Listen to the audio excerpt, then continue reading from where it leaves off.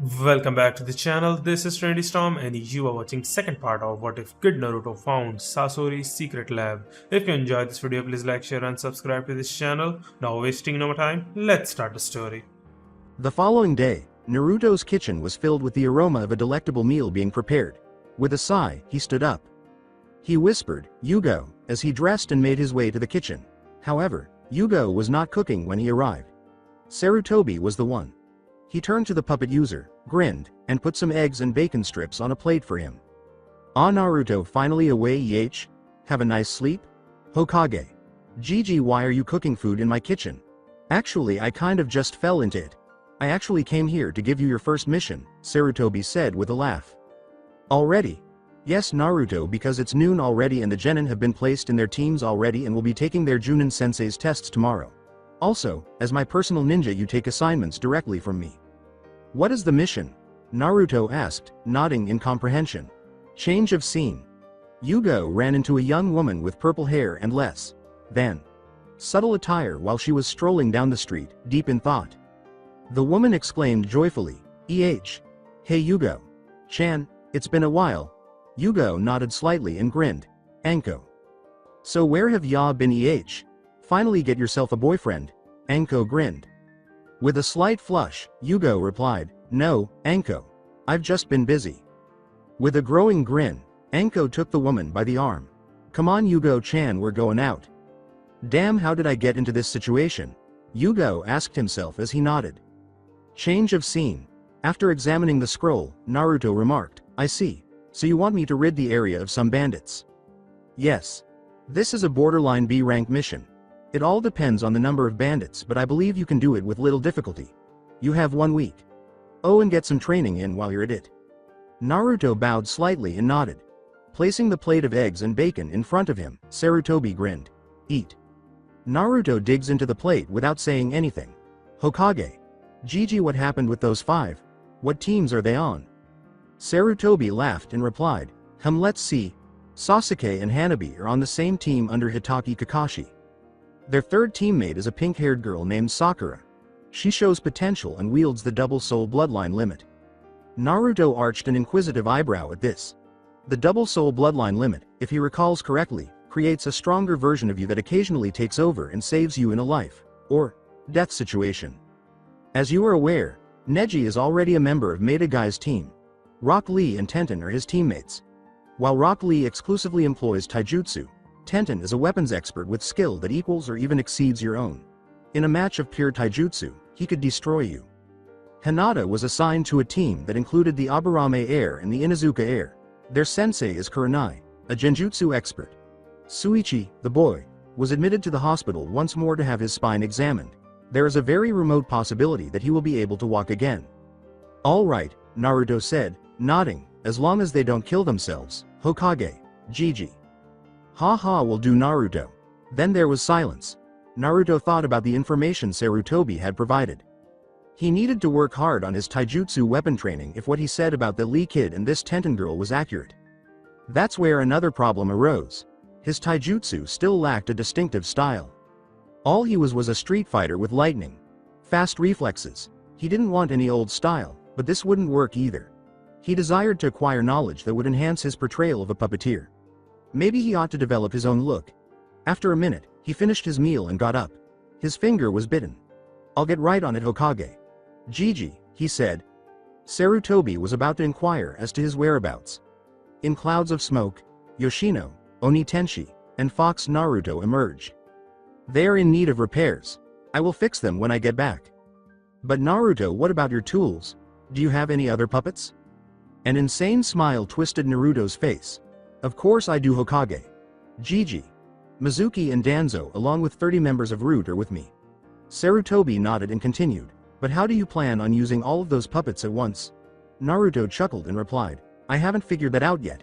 But all I'll need is Mizuki and Danzo for now. Konoha's Root won't see battle until I figure a way to control them all at once." Naruto then stood up and left through the door. With a sigh, Sarutobi started eating his own plate. With a faint smile, he whispered, "Well, Naruto. Let's see where your path will take you." After gathering all the required materials, Naruto hurried out his door. His eyes glowed with anticipation for his first missing. However, he ran into Hinata as he was leaving his house, who was reportedly preparing to knock on the door.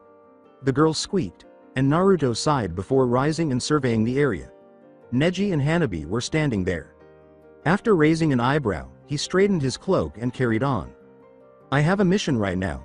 If you need something Hokage, Gigi is in my kitchen. My puppets won't attack, so feel free. And he departed before any of them could respond. Hanabi let out a sigh. I guess we'll have to wait for him to get back then. When Neji woke Hinata, he merely nodded. Change of scene. Ignoring the muttering and the gasps of surprise and terror at the sight of his forehead protector, Naruto headed for the village gates. Without a word, he approached the two Chunin and gave them his scroll.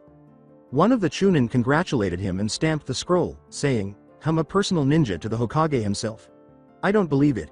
Well, here you go and congratulations. Naruto just picked up the scroll and left.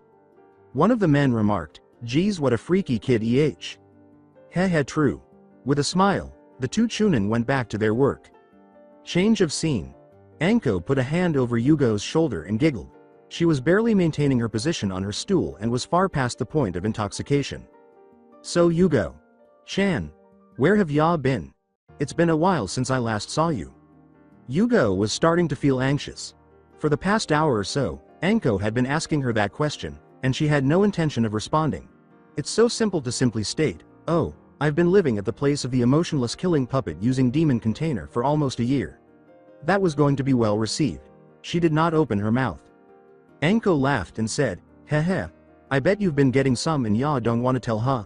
Naturally, Yugo blushed and shook her head angrily at this. Anko chuckled once more before hiccuping a few times. She smirked mischievously at Yugo and leaned in. So who is it? Come on, you can tell me. I won't tell nobody. Yugo, who was also getting a bit drunk, blushed a bit more and said, it's not like that. In addition, he's too enmeshed in his bitterness and emotionless exterior to recognize me. Ooh, so it's a stiff grinned Anko. That helps to narrow it down a little. Let's check. Oh, it's probably Hayate.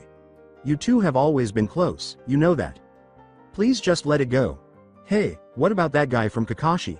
Yes, that is him, isn't it? He is a bit of an aloof stiff and lacks emotion. Hey, it's him, isn't it? No, and I'm not letting anyone down. So, Yugo, where have you been? With a sigh and a little hiccuping, Yugo said, I've just been around, okay? Yugo stood up and hurried away as Anko laughed once more. Make sure to bring him so I can meet Yugo-chan. Then, after her, she called Anko. Before her body flickered away, the young woman gave her friend a glare while blushing slightly. Anko, damn you. Well, I might as well go see what he's up to, she muttered bitterly, since I'm only going to be staying at his place for a while. She made her way towards Naruto's puppet-guarded apartment complex. How he got those things to act on their own and attack intruders was beyond her, no matter how many times Naruto explained it, but that really didn't matter at that point. Besides, no matter how far from the mark Anko had been, she was still pretty damn close. Yugo was indeed involved with someone, though it was more one-sided on her part. Naruto wasa he was just too damn hard to crack, and he's nearly 7 years her junior. She grinned evilly to herself as she got to his door. That was all going to change today. Younger or not, she was going to completely shatter that barrier of his and get him to at least show her he cared for more than just Hokage. Sama. When she opened his door, however, it was not Naruto she saw, but Sarutobi and the 3 Hyugas who now followed Naruto. She noticed that the older girl had been crying while the other two looked pissed and sad at the same time. The Hokage himself was also looking slightly angry. Yes, indeed. I apologize, Yugo said tensely as she attempted to leave the room, but Sarutobi called her back in. Ah, Yugo. San. Just who I wanted to see, she said. Yugo entered Naruto's living room and stifled a sigh, knowing that the day would be long. She hoped Naruto was aware that all of these people were in his house without his knowledge. Change of scene. The red-hot glow of a large bonfire illuminated the center of a rather large camp, and the loud laughter of men reverberated through the woodland, while the muffled cries of women could hardly be heard among all the activity, and the more desperate cries came from the tents toward the edge of the camp. The moon seemed to glare at everything below it in its intensity, and the stars shone brightly against the inky sky. The smell of roasting meat and sake pervaded the air, and many weapons and other supplies were scattered haphazardly around the camp. Camps for bandits. Naruto had never seen one, but he recognized it the moment he saw Ida. How could he not? The men here were nothing more than a group of uncivilized, ignorant fools who had to be destroyed. And he was here for precisely that reason. He told himself, time to test my new tools, as a savage smile spread across his face. Change of scene. A bandit gang leader, Mokudo was never one to care about the world around him. He was a free, spirited individual who did whatever he wanted, damn the consequences. He was not a barbaric man in the traditional sense of the word, rather, he was a man with a dream.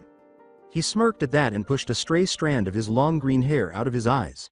He would achieve his goal and become the richest man alive, and then he would purchase a country. It was foolproof. But up until now, he had consistently ignored a minor weakness in his plan. Ninja. Ninjas were the greatest threat to anyone who lived the life of a bandit. They hunted them down and used them for battle experience. They constantly crippled their resources and showed more brutality than the bandits themselves at times. Mokudo was prepared for that. In fact, he was prepared for a lot of things. Living the life of a bandit was practically a written code. It took almost all of a bandit leader's skill and charisma to keep his men hidden from the predatory eyes of the ninja population, and that was what he intended to continue doing. After all, how was he going to become the richest man on the planet if he had no men to control? Makuto. Sama. Someone is attacking us. It took him a moment to bring his mind up to speed and process the sudden sound of his men shouting. What? Yes. It's accurate. He appeared suddenly. He is Ak. With a huge shuriken in his back, the man staggered forward and then fell over dead. Makuto's eyes widened, and he hurriedly dressed and armed himself with his halberd. He ran outside and saw no enemy, but he did notice that many of his men had been killed and that the others were desperately searching for help. Makuto guessed that one word could have caused this to happen so swiftly. Ninja. Correct, bandit. That voice had been in his ear, but no one was there, so Mokudo gasped and spun around. Exhibit yourself. In an effort to at least locate his adversary, he called. He narrowed his eyes and positioned himself in a fighting stance, spinning around in full circles in a hopeless attempt to find the attacker. Cowardly ninja. Damn you. You're all the same. He knew that taunting his enemy was a bad idea, but his increasing anxiety overrode his judgment at this point, and he hurried over to the slave tents to hear more of his men fighting. Never man enough to face an enemy head-on. Dude. Oh no. Clang. Cut. Break. Mokudo. Sama. R.Run. When he arrived on the scene, the green-haired bandit leader gasped. Something extremely fast was moving in and out of his men, leaving a bloody trail of death behind. Heads flew into the air, and fountains of blood rained down upon the grass and the terrified slave women. Mokudo stared in horror as all of his men were wiped out, then he turned to face the women and glared as he prepared to rush at the attacker. Naruto gazed down at the terrified women and girls in front of him. The main female, a middle-aged brunette with bluish-gray eyes, stared defiantly into his own cold, icy blue eyes. She studied his two puppets with a little fascination because she had never seen such devices before and thought it was a little strange that he had given one of them tiger features, but she could not deny the power she sensed coming from the puppet.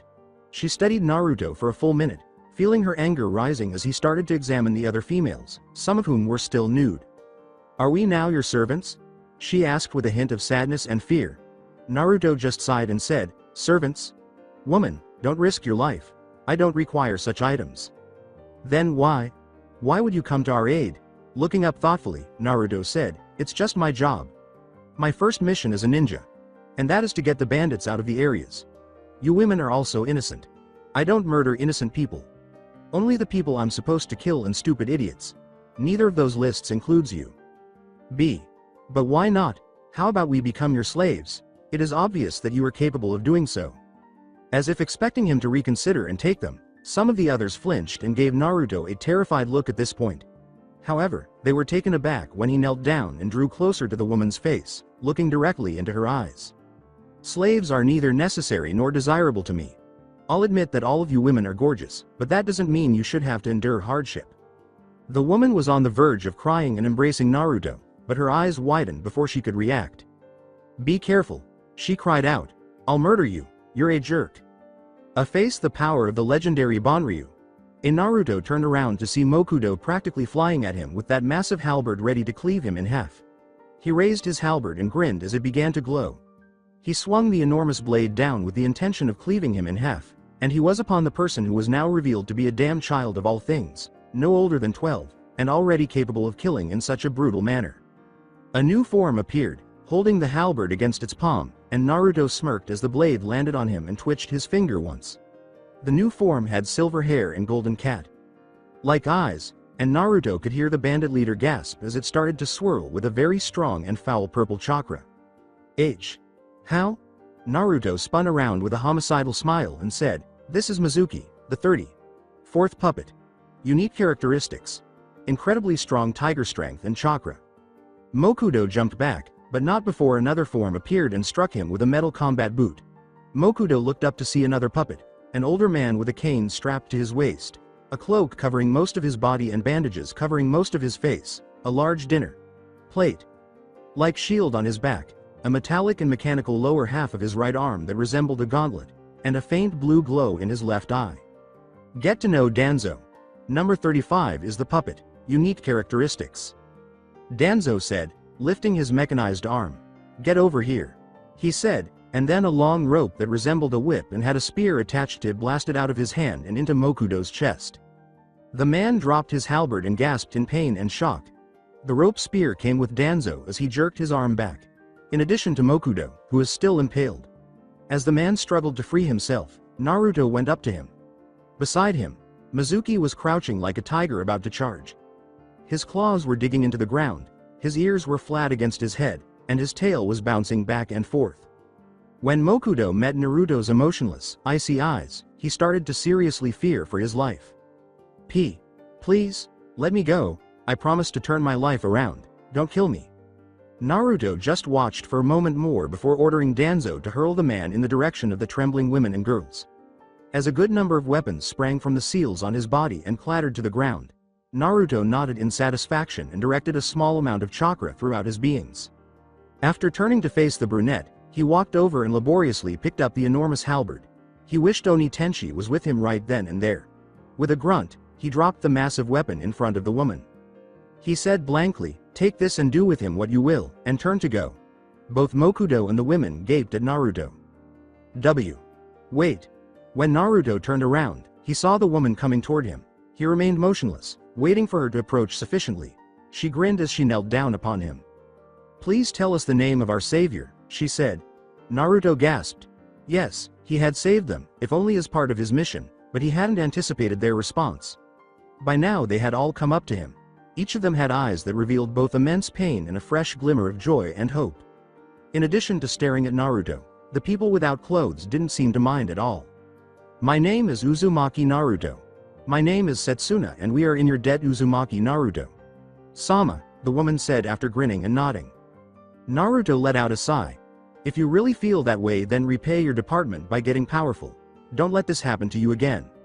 Hi."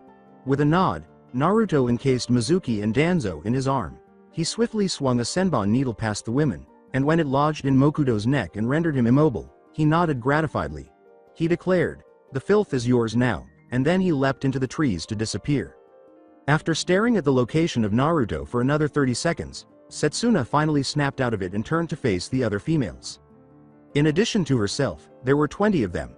They had all experienced the life of a sex slave. Now, a blonde child ninja has finally set them free. She sighed after glancing at the women and girls in front of her. Then she turned to face the fallen Mokudo and stooped to raise the massive halberd. She let out a groan as she strained to raise the blade. That thing was heavy, damn it. Her hands were very strained and shaky as she walked up to the bandit leader and raised the blade. She said, "Tonight we choose a new path, thank you Naruto. Sama, we are yours from here on out," before plummeting. Change of scene. Naruto bounded quickly through the trees. If his map was correct, he had another bandit camp to destroy. He came across nothing while traveling. It went pretty smoothly, but that was about it. He did come across a big wolf howling for its pack. After running through the forest for 3 days in search of the next target, he took a 4th day off to eat and practice his puppets. Then he went on the 5th day. He needed to accelerate a little. He had just 2 days left to complete the mission and get back to Konoha. It was noon when he finally found what he was looking for. There were no signs of any sex slaves, and the camp was much smaller. Excellent. It would be so much simpler this way.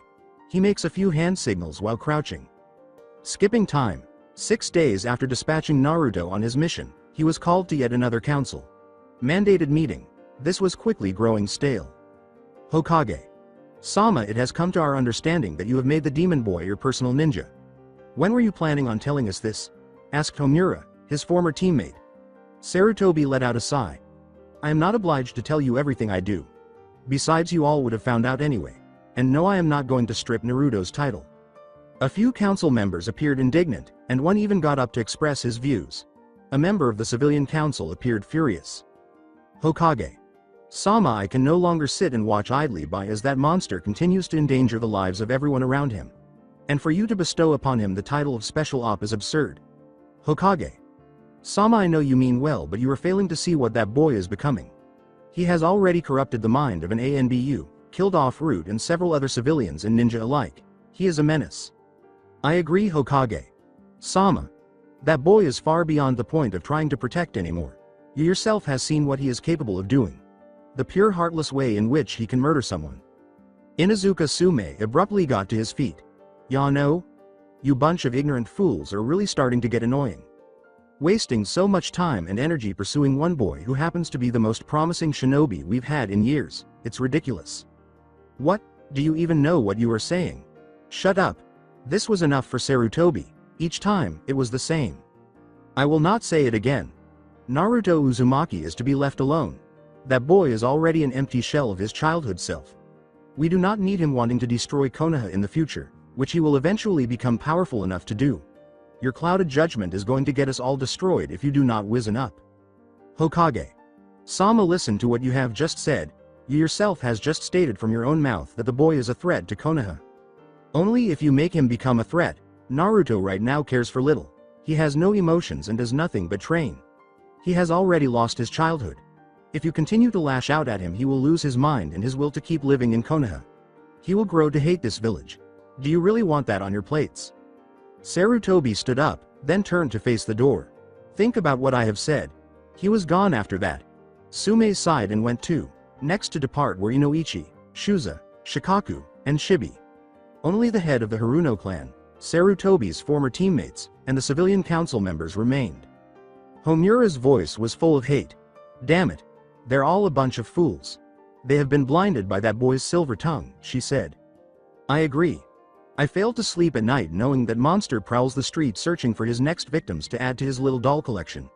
I don't want my baby girl to live in the presence of such a vile thing, said the head of the Haruno clan. People nodded in agreement. Yes, but Hokage. Sama has a valid point. We cannot send any assassins after the boy, for it would only weaken Konoha's forces. On top of that, the ones that are strong enough to actually maybe pull it off are indifferent toward him. Well, why not just simply hire an assassin of great skill from another village? Hey, that is actually a good idea. That way, should the boy kill the assassin and word gets out, we could claim to know nothing about it since they are from another land. Yay, but who to choose? There are many candidates and only a few of enough skill to actually pull it off. Homura smirked at this. Actually, I know who can do it. This ninja has phenomenal skill and is currently the 5th strongest ninja in her village and still growing in power. It is said that in a couple more years only a cage will be able to take her down. Then Homura produced a file and threw it to the closest individual. A moment later, said person smiled broadly and opened the file. Yes, she will do perfectly. We send a proposal immediately, no? After chuckling, Homura turned to face her teammate. Uzumaki, Naruto, you will plague us no longer. Change of scene. The fire was raging. One that had eaten up everything in its path and was still doing it. It sent billowing black smoke into the evening sky and glowed brightly. And Naruto emerged from the very heart of the mayhem. He was carrying the body of a very muscular man, and his face was expressionless. His body was covered in burn marks, and his throat was cut. Naruto said, Humph, you put up quite a fight for a lowly bandit, upon dropping the corpse. And for that reason you shall not burn. Then, pulling out his katana, Naruto chopped off the man's head. After extinguishing the fire with the splitting daisy's cry, he wrapped a scroll around the man's head and hurried back toward Konoha. Skipping time, he felt a little let down for arriving after the deadline and took 3 days to return to Konoha. He went straight home after approaching the 2 Chunin and revealing the head as evidence of the accomplishment of his mission. Later, he would speak with Hokage. Gigi. He just concentrated on cleaning up and repairing his other 3 puppets for the time being. However, Yugo welcomed him with a firm embrace as soon as he entered. Good afternoon, Naruto. Kun, how was your first mission? Ignoring the breasts touching his head, Naruto declared, I eradicated 2 bandit camps. She couldn't help but perspire as she said, oh yes. Now then let me go so that I may remove the blood, sweat and ash from my body and clothing. Yugo quickly let go of the blonde. Sorry, she'd say. In response, Naruto simply grunted before going to the restroom. AISE. What on earth is this? Smash. Bam. Clang. Dude. As Yugo ran to the bathroom, she saw a scene that made her sigh. Naruto had his katana at the neck of a towel. Clad, blushing Hinata, while Neji and Hanabi were in Jiyuken stances, looking nervous, and several puppets were ready to attack at the slightest mistaken movement. Hinata was trying to blend in with her towel, sweating profusely, and half of her body was still soaking wet, while the tub was still draining. Looking up at Yugo, Naruto scowled and said, I want an explanation immediately. Yugo was only able to gaze. Naruto's deep blue eyes were gleaming with intense annoyance, but that was all. He did appear poised to cut Hinata's throat at any time. Please pardon us, Naruto. San. Hokage. Sama came up with the idea because we were banished from the Hyuga clan. He claimed that despite your cold demeanor, you were incredibly kind and would give us a place to stay. Reminding himself to speak with Hokage Gigi, Naruto narrowed his eyes. What Hokage Gigi has told you is a lie. Neji simply had a dejected expression on his face, and Hinata and Hanabi both looked down. However, it would be improper to dismiss you given that yesterday we made an alliance commitment. The dojo is in the basement, the greenhouse, where I grow my herbs, is on the top floor, and there are additional rooms scattered throughout the complex, so it's okay if those Hyuga bastards have left you without a place to live. Don't tamper with the seals that are in charge of my puppets, and feed yourself. All 3 Hyugas simultaneously said, hi, and Yugo merely grinned. After removing the katana from Hinata's throat, Naruto turned to walk away, but he was stopped by a slightly flushed Hanabi hugging him from behind. She said in a low voice, thank you Naruto. Sama, ignoring the shocked expressions of the other 2 Hyugas. Naruto simply nodded before he drew away from Hanabi's embrace and proceeded to another apartment room, and thus bathroom. He didn't notice the slight glare that Yugo gave the younger female, but Neji and Hinata did. Hanabi has a crush, doesn't she? Neji simply sighed, and Hinata grinned. She asked in jest. Stop talking. In any case, since when have you had the guts to make fun of someone? With a faint flush, Hinata turned away and said, I couldn't help it. That was definitely a golden moment because I've never seen you blush that much or heard you refer to someone as Sama. Whatever, said Hanabi with a sigh, just get dressed quickly. Yugo was already gone, and Hinata grinned as Hanabi strode out the door, making his way to the restroom where Naruto had gone. Indeed, the upcoming weeks will be quite fascinating. Naruto left his room, ducked under Yugo's attempted glomp, and leapt out of the closest window without even looking at her. He was on a symbolic mission that day, which was to get to Hokage Gigi's office. As soon as he woke up the following day, he immediately started working on his daily tasks. He dressed, gathered his weapons, brushed his teeth, and sealed his puppets into his arm. She laughed. He must be going to see Hokage Sama. Change of scene. Sarutobi Asuma. Defeat the Genin Squad 10, which is made up of Akamichi Choji, Yamanaka Ino, and Nara Shikamaru. Yuhi Kurenai passed the Genin Squad 8 consisting of Hyuga Hinata, Inazuka Kiba and Aburame Shino. After Sarutobi nodded, everyone turned to face the final Junin to administer a Genin exam. When the aforementioned man realized he was being watched, he put his small orange book away. Hitaki Kakashi passed Team 7. After a moment of astonishment, a man wearing green spandex got to his feet. So my youthful rival has finally found a team worthy of his test. Tell us who these 3 aspiring youths might be. Everyone started to perspire a little. Kakashi glanced up and responded, well, first there's Uchiha Sasuke. He is very talented. Actually, he's abnormally strong. He's a bit arrogant but not above working with others. Then there's Haruno Sakura. She shows potential in genjutsu and continually argues with herself. Probably her other self. She is very smitten with the Uchiha and often lets it cloud her judgment. The last is Hyuga Hanabi. She too is very strong and is as arrogant as any other Hyuga on the battlefield. Surprisingly though, it was her that figured out the meaning to my test. She is also smitten, but not with Sasuke, with Naruto. She has already been in an argument with Sakura about which boy was better. Also, why does she call him Naruto? Sama?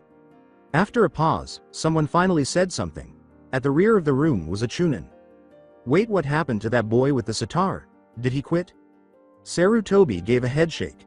Unfortunately, Suichi was paralyzed that day. He helped Naruto take on Root, so he is effectively out of the ninja program. There is a slim chance he will regain his ability to walk though. Another nin got up, and the Chunin sat down again. Hokage. Sama, I also have a question. What happened to Uzumaki? He obviously has more than enough skills to become a genin, so why isn't he on any teams? The same Chunin from before said, who cares? With a sigh, Sarutobi remarked, Uzumaki Naruto has already attained a higher rank and is now a ninja rather than a genin.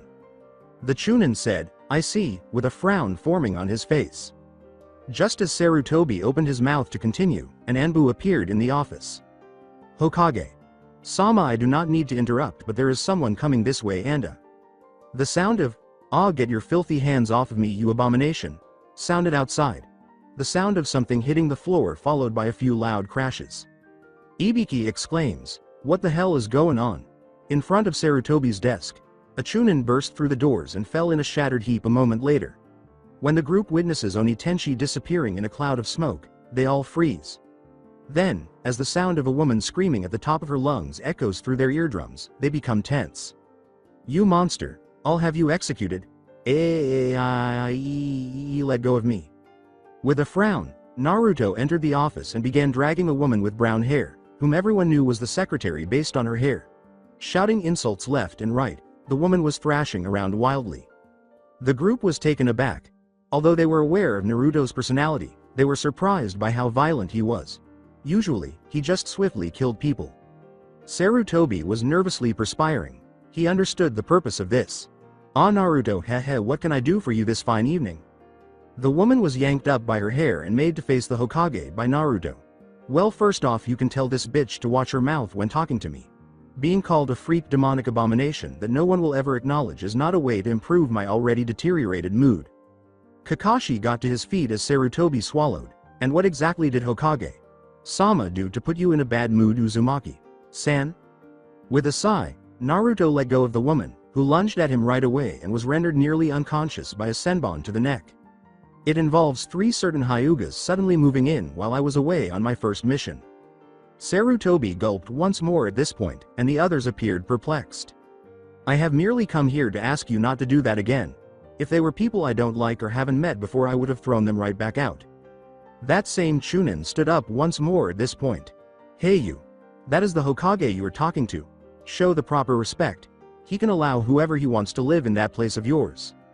They all tensed and waited for Naruto to throw the kunai, so they were taken aback when he simply shook his head.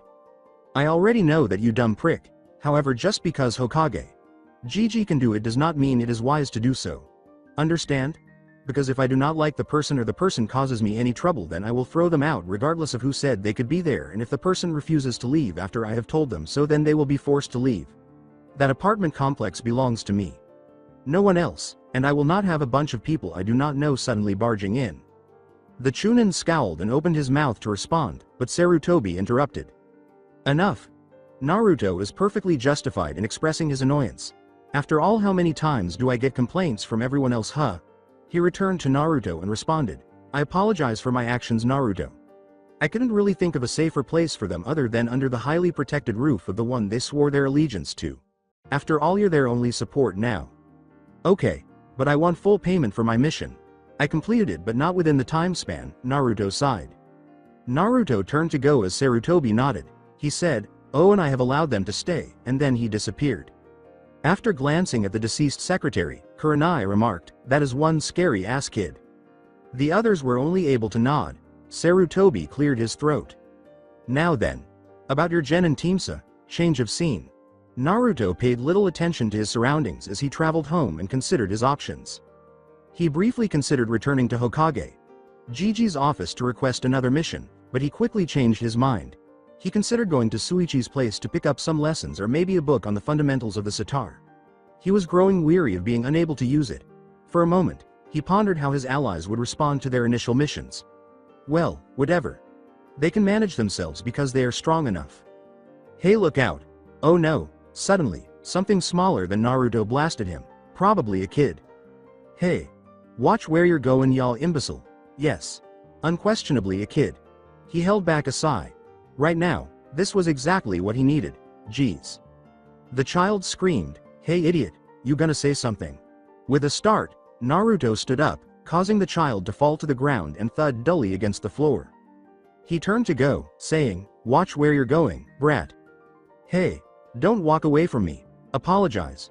The child flinched as Naruto turned around and glared, saying, "Leave me alone." You didn't want to irritate Naruto at this moment. "Screw you. After you knocked me over, you expect me to just drop it? Who do you think you are?" the child said, regaining his composure quickly. Naruto pivoted. At this point, a number of villagers had assembled and appeared concerned. "First of all, you idiot. You crashed into me, so shut your mouth and leave." The child ran up to him, frowning. "Hey, do you know who I am? I'm Konohamaru Sarutobi, the third Hokage's honorable grandson. Be respectful." The front of Konohamaru's shirt hoisted him roughly into the air as soon as he said those words, and he looked fearfully into Naruto's icy eyes before he could say anything more. Junin, who was wearing sunglasses, then scowled at Naruto. "Hi, hooligan, right now. Release the honorable grandson," he yelled. Konohamaru's courage returned, and he started talking once more. "Yes, put me down. You do not wish to confront my grandfather, do you? You're screwed if you hit me." The child started to smile, and Naruto narrowed his eyes. "Hey, the honorable grandson should be released." The Junin shouted again, and the villagers became restless. They wanted to say something, but they knew it would only make the boy's situation worse. Defiantly looking into Naruto's eyes, Konohamaru remarked, "So you won't put me down? Do you feel afraid? I'm not yours to touch. My grandfather will punish you if you do that. You should just say you're sorry and put me down." "Yes." The Junin shouted. "Listen to him. Hey, I can't be touched. It would be foolish of you to strike me." The Junin was stunned, and Naruto threw the child up and over his head to the hard ground behind him without saying a word. The child skidded a few feet before falling into an unconscious heap. The villagers saw it, but it was too late. "I wouldn't care if the brat was related to Kami himself of the Shinigami," Naruto said, looking at the Junin. "Make sure he understands that associations and labels mean nothing to me, and that I will remove those hateful eyes from behind those absurd glasses if you don't turn away." He was gone after that. The Junin scowled. "Don't think this is over, Fox," he complained. The villagers moved to where Konohamaru was unconscious to offer the boy any assistance, and they made it a point to tell him that Naruto was not someone to piss off. Change of scene. When he got home, Naruto was even more irritated than when he had left. Yugo was still there, sitting on the couch in her bathrobe, watching TV, while Neji, Hinata, and Hanabi had left. She said, "Hi Naruto-kun," and got to her feet. "How did you and Hokage Sama's meeting go?" "I had a talk with him," Naruto sighed. Yugo smiled as she walked up to him. "Why do you look more irritated then?" "It's because I had a run-in with a pompous little brat." She said, "Oh, I see. Would you like to sit down?" "No, I would like to rest in my room." Yugo put her hands on his shoulders and started massaging them, and he froze. "Why not just relax with me, Naruto-kun? I can help you with your stress." It was as if Naruto's thoughts were racing through his head. Whoa, when did she become so brave? Goddammit, he knew she was drawn to him. He could still feel Yugo becoming more personal with her brief massage. With a frustrated sigh, he withdrew from her embrace. He was starting to get tired of this day. Yugo tried again after being a little let down by his rejection. She rushed forward and embraced him. Unfortunately, Naruto lost his balance because he was unprepared for this. With Yugo on top of him, he collapsed onto his back and let out another sigh. "Damn it, Yugo, get off of me. Today is not the day to grind on my nerves." Yugo laid her head on his chest and closed her eyes. "Am I that ugly to you, Naruto-kun? If I say yes, would it get you off of me?" She let out a gasp. "Look, I know you're attracted to me. It's plainly obvious, but this is getting annoying. I already told you I have no need for an intimate relationship." He was not heard by Yugo. "Just let me stay like this for a little while longer, Naruto-kun," she said, running her fingers through his hair. Arg. Naruto felt irritated. Despite her beauty, Yugo was too persistent for his taste. He told himself that although he had set aside his feelings for her, he was starting to feel something for her. He didn't want to expose himself to such things again for fear of being harmed by someone taking advantage of that. Yugo was still playing with his hair when he looked up and examined his ceiling. "Yugo, get off of me." Yugo said, half Slumbering. With a growl, he searched for a gap. One of his security puppets caught his attention. He attached a chakra string to the puppet with a very dexterous finger movement. She could be removed in a few different ways. However, something else occurred before he could take any further action. 3 people entered as the front door opened. Naruto. Samai passed the Genin Exawa. When Hanabi entered the living room and saw Yugo lying on top of Naruto, she froze. Simply moving to the opposite side of the room, Neji and Hinata stifled their laughter. Yugo grinned as he glanced up at Hanabi through half-lidded eyes. Why you? What are you doing? Get off of Naruto. Sama, you old hag. Yugo jumped up and flushed. What did you say, you little brat? You heard me. Someone like you doesn't need to be doing those kinds of things to Naruto. Sama. Naruto had jumped up by now and decided to give both women a scowl. Yugo exclaimed, Brat, what would you know of what I'm doing? Hanabi frowned. I know enough to know that Naruto. Sama clearly finds you undesirable. A senbon struck Yugo in the neck, paralyzing her, preventing her from letting out a loud battle cry. Naruto was glaring at Hanabi, Hinata, and Neji when they turned to face him. God damn it, both of you shut up, he said. You two had better work out your differences right away or I'm throwing you both out. After turning, he went to his room. Neji came up to him on his way. My apologies, Uzumaki. Sen, for not informing you of Hanabi Sama's infatuation with you. I honestly forgot about the Anbu woman's infatuation as well and therefore failed to see the common conflict. Zhu, make sure they keep quiet. I'm going to sleep because this day is just not the day for me to be awake, Naruto uttered with a sigh. Naruto yanked open his door and slammed it shut as Neji nodded. Change of scene. Sato the Raikage sat at his desk and looked over the scroll in Kumogakure no Sato, the Land of Lightning. He almost tore it in two when it first arrived, but changed his mind. It's possible that Konoha had something valuable to say in this message. He was shocked to learn that this message had been sent covertly without the Hokage's knowledge and that only a portion of Konoha's council had signed the scroll. It was a request. The request was actually quite straightforward. They were considering hiring an assassin. In the scroll, the whole situation was explained. He couldn't resist grinning. Because their Jinchuriki was out of control, Konoha wanted him killed. Naruto was a very skilled puppet user, according to the scroll, which also detailed Naruto's exceptionally high skill level. Oh, with every line, things got better. The message also clarified that 3 Hyugas are under the Jinchuriki's protection. There were 2 main house heirs, and the assassin was allowed to take one of them if they finished the job. The Raikage grinned. This section of the Konoha Council had recently secured a deal. Skipping time, after that day, there were no more surprises. Naruto trained more in the areas of weapons and taijutsu and completed 3 more B-rank missions that dealt with assassination. He was taught the fundamentals of their Jiyuken variations by Neji, Hinata, and Hanabi, and the intern converted them into Yoshino's finger movements. If anything, his puppetry improved even more, able to control his puppets to move at Anbu speeds and fight with the skill of an elite Junin. Although he was still only able to control 1 puppet per finger, he was looking for a workaround. After all, before he passed away or something, he still needed to use Konoha's root. He didn't have his answer until he read the armor-related portion of Sasori's instruction scrolls. That was his most recent puppet concept, and he was certain that when he finished, the others would be taken aback. In order to learn how to play the sitar, he also frequently visited Suichi's house.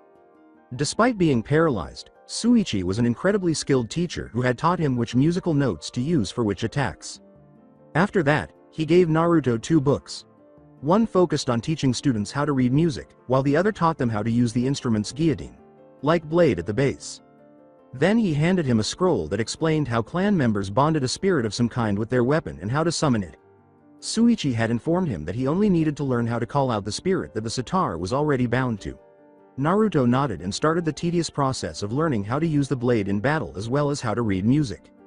He also trained with someone named Yugo. Every time she had free time, she had practiced his ninjutsu and taijutsu with him, and she was quite pleased with his development. Additionally, he noticed that he had grown accustomed to his limbs and increased the weight on them. Additionally, it was Yugo who revealed to him the Kage Bunshin's actual secret. His training was greatly increased as a result.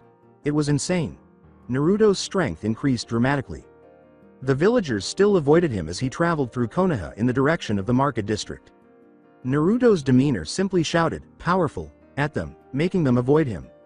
He was a little bigger now. If he hadn't been Naruto, he would have had a horde of fangirls, and his muscles had grown nicely. Naturally, that didn't stop some of the bolder women from stealing a quick look. Nor had his clothes changed much. He still had white bandages on his lower back and abdomen, and he was still wearing the ragged, loose orange shorts that hung down to his shins.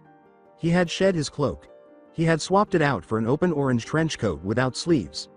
When Yugo asked him why orange, he simply replied, "I like orange." She had caught him sewing the item together one evening. Naruto entered the market area and took in his surroundings. It had been ages since he was here. The street was packed with people having pleasant conversations with one another, and the aromas of a wide variety of foods filled the air, drowning out all other sounds. Naruto sighed in frustration as he felt his stomach growl. He made the decision to search for a restaurant. It took him a minute to spot one. There was a smell emanating from what was known as Ichiraku's ramen bar, and it was undoubtedly delicious. He went in without much consideration.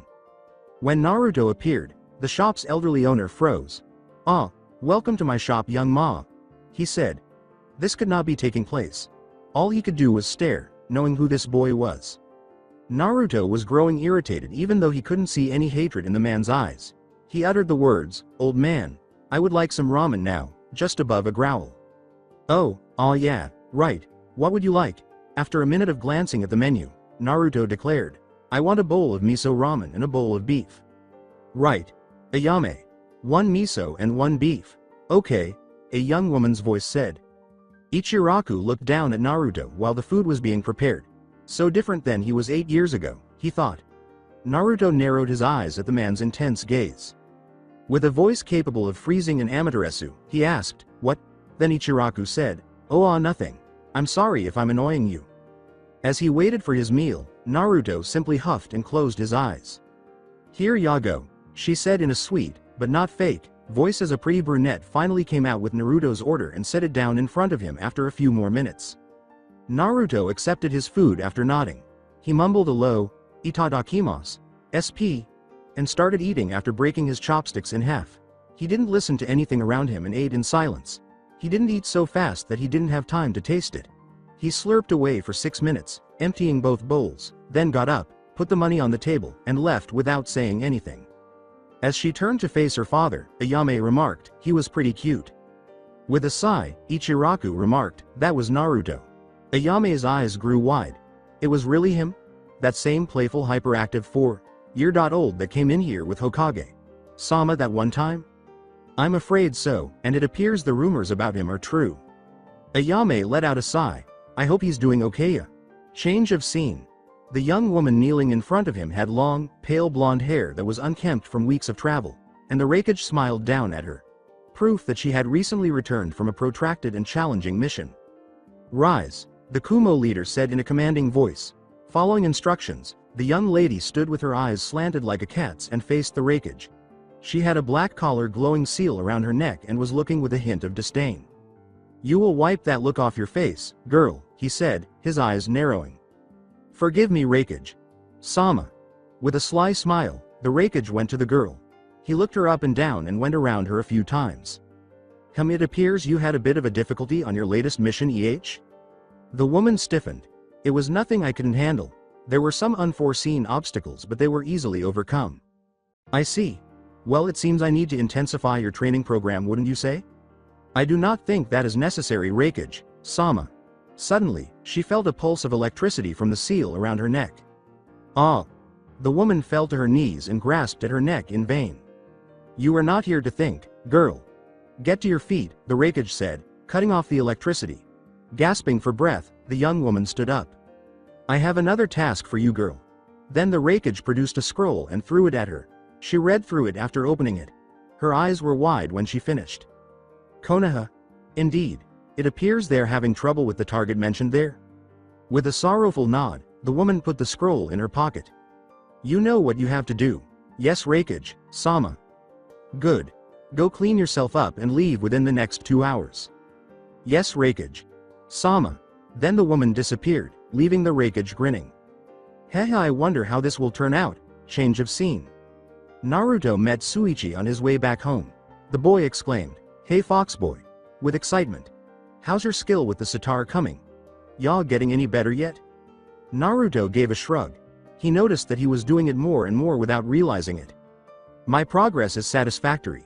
I can cast minor genjutsu with the weapon, but I still have some sort of mental block preventing me from being able to do anything more complicated. I have no talent for genjutsu. Suichi gave a nod. I guess that's understandable. What with your lousy chakra control? My chakra control is excellent, fool. Suichi chuckled and replied, relax, I was just kidding, geez. No need to get all uptight. Perhaps you just ain't cut out of genjutsu. Perhaps, but I refuse to acknowledge that. Whatever is up with my mind that keeps me from doing genjutsu will be taken care of. I won't be inadequate in any field of ninja techniques. I think you're a bit obsessed, but whatever. We all have dreams, right? Naruto remained silent. Before Suichi spoke again, they walked in silence for a few more minutes toward Naruto's house. So how's life living with two girls that want yo love Naruto snarled. It's very irritating. Hanabi has even started sneaking into my room and cuddling next to me in the middle of the night, and Yugo wastes no opportunity to be alone with me. I'm going to start putting them to sleep at night with poisons if this doesn't stop. What about Neji and Hinata? Naruto frowned more deeply. Those two fools find enjoyment in my problems. I'm going to paralyze them as well. Suichi laughed. Well, I think you crazy to shirk those two off like that when they clearly desire yo company. First off, Hanabi is 9 years old, and second, I don't need company and those fools need to hurry up and figure that out. Suichi laughed and replied, I old enough to kill, old enough to do anything else, ya know. But I do see what you sayin'. I certainly wouldn't screw any 9-year-old girls. Well, anyway, see ya. My place is right around this corner. Keep up with the sitar practice and maybe you'll be as good as me someday. Naruto simply nodded before moving on to his location. Suichi's residence was not far from his. Leaping up, he jumped through a random window into his house. This would prevent Yugo from unexpectedly glomping him. After entering an empty room and giving a satisfied nod, he headed to his apartment. Hey Uzumaki. As Sasuke Uchiha finished eating a rice ball on his couch, Naruto paused and turned to face him. Uchiha, Naruto uttered. With a nod, Sasuke stood up. According to Sasuke, it's been a while, wouldn't you say? Shrugging, Naruto remarked, I wouldn't really know. I do not pay attention to things like that. Sasuke also shrugged and remarked, I guess so. As Sasuke pulled out another rice ball and joyfully bit into it, the room fell silent. No one spoke for several minutes. They simply chose to lose themselves in their own thoughts. Just after Naruto took a seat, Sasuke remarked, we finally got a higher-ranked mission. Naruto's eyebrow went up.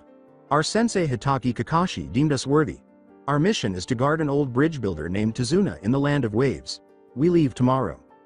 Naruto gave a nod. Well, I better get going. Your little purple-haired concubine is on the way, smirked Sasuke. Naruto put a hand on his katana's hilt and snarled. Since when was it okay to make little barbs at me? You Uchiha and the others are heading toward a senbon, the back of the skull.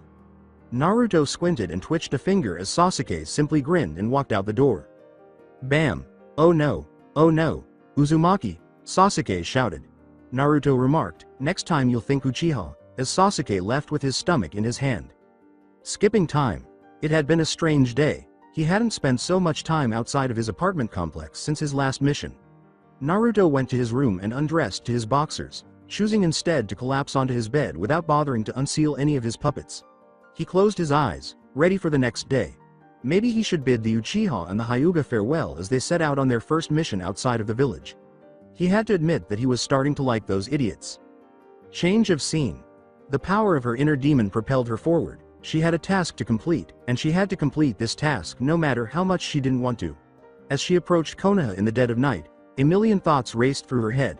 She ran and ran without stopping, racing through small towns, across prairies, through farming fields, and into the vast forest. For a whole day, she ran at speeds that most Junin could only imagine. An additional Jinchuriki. I had no idea there were any more. What ought I to do? No, I've already figured that out. I'm at a loss. When she finally reached the enormous walls of the hidden leaf, she paused for a moment, took a deep breath, and then leapt up, using chakra to stick to the wall, running up the wall and leaping down on the other side as silent as a cat and ducking to avoid being noticed. Where does he stay now? It didn't take her long to find her destination, which was immediately recognizable due to the puppets that kept clicking and marching around the premises. His puppet techniques were very well thought out, and she was intrigued by the seals and the wooden hands that controlled them. She remembered the scroll saying something about the Konoha slums, so she headed toward the area that looked the most dilapidated.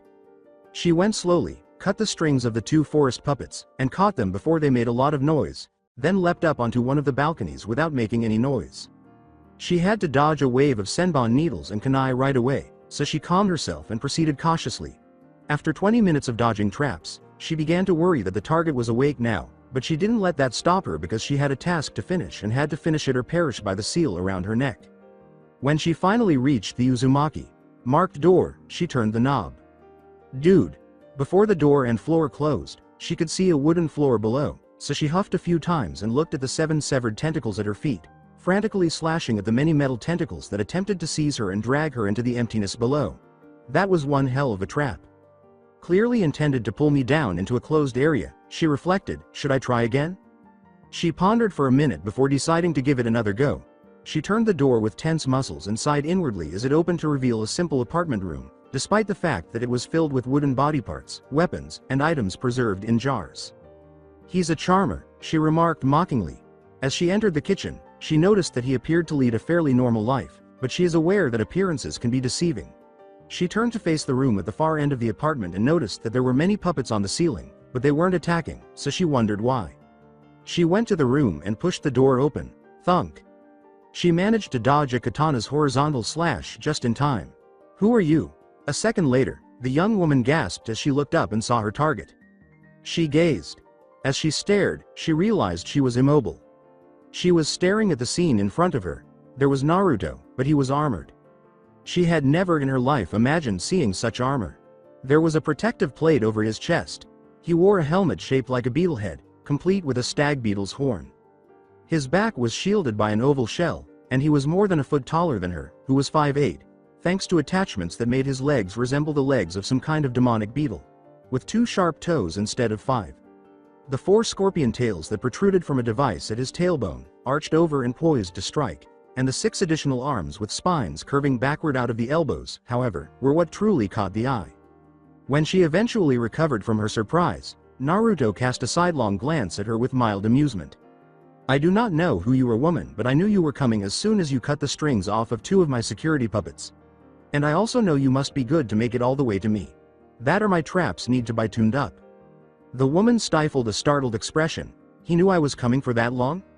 Suddenly, clicking sounds filled the room, and Naruto approached her. But now I have questions as to why you're here trying to kill me, and don't deny it because that is the only conceivable reason someone should be sneaking into my home at night. Abruptly, she was seized by the tail and raised to face Naruto's eyes. When Naruto saw her headband, he leaned in and squinted. Kumo? A Kumo assassin? I'm going to enjoy draining the life out of you and the fools responsible for sending you?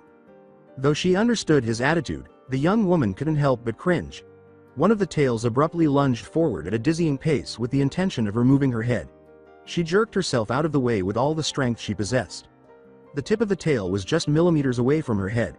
This guy wasn't playing, damn it.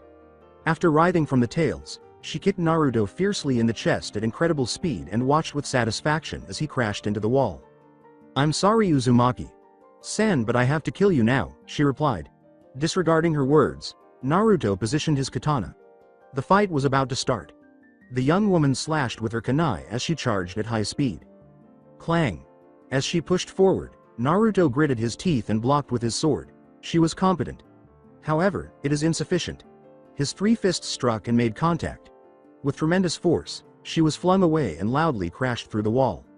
With the kunai drawn, Yugo jumped out of bed and exclaimed, "What the hell was that?" She heard the sounds of fighting and saw the security seals twitching. Naruto.kun. The wall to the left abruptly exploded, sending Naruto hurtling through with a grunt as Neji, Hinata, and Hanabi, who had also woken up, ran down one of the hallways toward his room. Everywhere, rubble flew. When a blonde Kumo Kunoichi leapt out of the hole and attempted to punch Naruto in the face, the 3 Hyugas gasped and their eyes widened upon seeing Naruto's armor.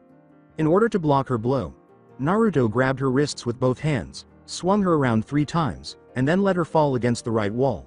With a loud crash and a grunt of pain, she passed right through it. Naruto followed closely behind her. Clang. The kunai of the Kumo Kunoichi blocked his katana strike once more. They both squint their eyes and punch at the same time. Bam! The Kumo nin was slammed into the empty bed, shattering it in 2, and Naruto was flung back out of the hole. Upon arriving on the scene, Yugo exclaimed, "Naruto-kun. What's going on?" A second after Naruto snarled, the Kumo nin tackled him. They both crashed into the room below, slamming through the floor. Hanabi's chamber. The Kumo nin jumped back to avoid 3 more after rolling to avoid a tail strike. She was dodging with the grace, speed, and reflexes of a cat as the tails struck at amazing speeds. The room was soon strewn with wooden shrapnel and completely destroyed. Taking advantage of this, Naruto ran forward once more in an attempt to kill her with his sword. "No!" she screamed, bending over and kicking the sword from his grasp. With a snarl of frustration, Naruto struck with his tail once more. The tail stabbed into the floor as she leapt to the side, and when it was pulled back, it pulled up floorboards, scattering wooden splinters everywhere. "Woman, you are annoying," Naruto yelled as he rushed ahead. Naruto speared her after she braced herself. They both fell outside after smashing through the window. "Naruto! Sama!" exclaimed Hanabi, who was closely followed by the others. They got there in time to witness Naruto's face being punched by the Kumo Kunoichi. With his teeth clenched, Naruto is ready to charge once more. Naruto-kun. His focus briefly turned to Yugo then. The Kumo Kunoichi only required that. She sprinted forward and plunged her kunai deep into his stomach. His eyes grew wide, and he abruptly returned his focus to the Kumo Kunoichi. Hanabi, Neji, Yugo, and Hinata all cried out, "Naruto! Kun! Uzumaki! Naruto! Naruto! Sama!" Naruto turned back to face his opponent, his eyes widening. Her eyes were sad, and he saw it. "I'm sorry Uzumaki-san. But I have no choice." Naruto grinned and coughed up some blood. "Don't think so low of me, woman." 6 fists struck her abdomen, sending her flying a second later. She was painfully slammed into the ground by 3 tails that swung out and wrapped around her waist. "Goodbye." He then lifted the 6 artificial arms. The arms parted, releasing a huge surge of senbon needles, and she'd widened her eyes. At that moment, time seemed to slow down. With enough force to tear through 4 inches of wood, she saw the wave of needles come at her. She collected her thoughts and made a mental reach. This man. He was powerful, but she was, too. "Yes, girl. Show this boy who he's dealing with." She nodded as well. With a satisfied expression, Naruto watched as the wave of senbon made its way toward his target. However, that satisfied expression vanished as the Kumo Kunoichi suddenly exploded with a wave of purplish-black chakra, scattering the projectiles in all directions. Naruto could sense the tainted power emanating from the young woman, and he was overcome with the desire to kill. He questioned, "What is this?" as a flaming tail of chakra hung from the girl's lower back and her eyes changed into golden cat eyes. All of Konoha's eyes suddenly opened. As the chakra continued to whirl violently around her, Naruto watched in awe. "Uzumaki-san, that armor of yours has become useless now." A second later, she was gone. Bam, She slammed her fist into Naruto's stomach, sending him crashing through a number of civilians' houses. A few seconds later, the aforementioned civilians were fleeing their home in terror as debris was flung everywhere. After skidding a few more yards, Naruto was just getting back up when he was struck by another fist, which sent him flying. What is this? Such power! He noticed the Catwoman karate kicking up at him as he looked down. He was thrown spinning and through the roof of another house when her foot struck his cheek. The shell shielding his back saved him when he landed on it. He got to his feet and brushed the rubble from his shoulders, saying, "Damn, this is no ordinary ninja." As he started to focus, he said, "Okay, then." People were running around in confusion all over Konoha. While half of the ninjas were attempting to calm the terrified civilians, the other half were racing toward Konoha's slums. Sarutobi screamed, "What the hell is going on?" "I don't know, it appears T have originated from Uzumaki's home. But that wasn't the Kyuubi's power, let's just get there." Weights glow with seals and fall from Naruto's person as the Kumo Kunoichi burst through the roof. With icy eyes, Naruto raised his head and positioned his tails. "Time to take it up a notch, woman," he declared. With a hiss, she disappeared. Naruto caught her kick by positioning his tails at lightning speed. His smirk caused her eyes to widen slightly. She missed the third fist, which extended, planted in her stomach, sent her through the wall, and sent her back outside after a second of dodging the first 2. Before she could blink, Naruto was on her, sending her skyward with a powerful kick to the back. His uprising punches caused her to twist in the air, and they continued to trade blows until they hit the ground again. They both disappeared as soon as they touched the ground. Clang! Smash! Bam! When Sarutobi, a large number of Junin, and Embu arrived on the scene, they heard these noises as well as the street and various building components collapsing. Only High Chunin and higher could clearly follow the two as they exchanged blows at a speed that he could see. His eyes widened as he saw the Kumo Kunoichi's chakra and Naruto's armor. He ordered, "Everyone, get the civilians out of this area." More property was damaged as a result of Naruto and the Kumo Kunoichi slamming fists into each other's faces and ultimately flinging each other in different directions. He noticed Yugo, Hinata, Hanabi, and Neji anxiously observing. Shit. What hell is going on? Boom. Water was thrown everywhere after Naruto crashed into a water tower and passed through. Water release. Water dragon. Suddenly, the tower's water changed into a huge dragon and sped toward the Kumo Kunoichi. She stayed clear of it and saw the water smash into the earth, turning it into mud that flew everywhere. When some of the water splashed onto her, she hissed and ran quickly toward the water tower. She said, "You're good, Uzumaki-san," as she struck his tail once more, with the Neko girl on top of him attempting to stab him with her kunai. Naruto let out a grunt and collapsed to the ground. Naruto spun around after encircling her with one of his tails. "This is getting old, woman. Half of Konoha is here and you're costing me sleep. I will end it now." Before she could respond, he violently slammed her into the ground and swung out with both tails. Act. Blood splattered and spurted up all over Naruto and his armor, causing the assembled crowd to gasp. Taking his opponent's impaled form with them, he raised both tails. The young woman crashed in front of Sarutobi after being flung off the tails with a single flick. After wiping the blood from his face, Naruto looked up and turned to face the throng. For a variety of reasons, their eyes were wide. There were whispers of, "Look at his armor. He's a beast. Such a brutal way to kill someone." Ignoring the remarks, Naruto turned back to face his apartment building. The distance from where they had traveled during the battle was startling. He muttered, "It'll take me weeks to repair all of that," and started to back away. Yugo exclaimed, "Naruto. Kun. What happened? Who was that? Assassin." Naruto sighed, adding, "Someone hired her from Kumo." Some people gasped. "Come on. I'm done here and I need Ta." An incredibly strong wave of chakra exploded outward, throwing everything that wasn't rooted to the ground like trash, including the weaker ninjas and the civilians. Yugo and everyone else in the village froze as well. R-O-A-R-R-R-R-R-R. Shit. Boom. Yugo suppressed a gasp at what had thrown the enormous paw, and Naruto and Yugo barely avoided it as it crashed down on them. Uzumaki. "San, you really thought that could kill me? I am Yugito ni. I am the Jinchuriki for the Nibi no Nekomita. And after years of forced testing and intense training I have become immune to poisons. You'll have to do better than that to kill me." A massive black, purplish, flaming two-tailed cat appeared out of the dust and glared down at Naruto with glowing yellow eyes as he choked back his own gasp. "And like I said before, I am here to carry out your assassination." In an instant, the battle resumed. Yugito slammed her paw into Naruto after lunging and swiping at unintelligible speeds. The Kyuubi Jinchuriki had never experienced such an impact in his life. He flew for almost half a mile and into one of the nearby training grounds due to a combination of heat and tremendous force. It was surprising that his puppet armor took so little damage, but his organic body did not fare as well. His head was spinning, and he knew that the blow had broken 3 ribs. Shit. Yugito reappeared out of nowhere and swiped once more. He barely avoided it, but it wasn't significant enough.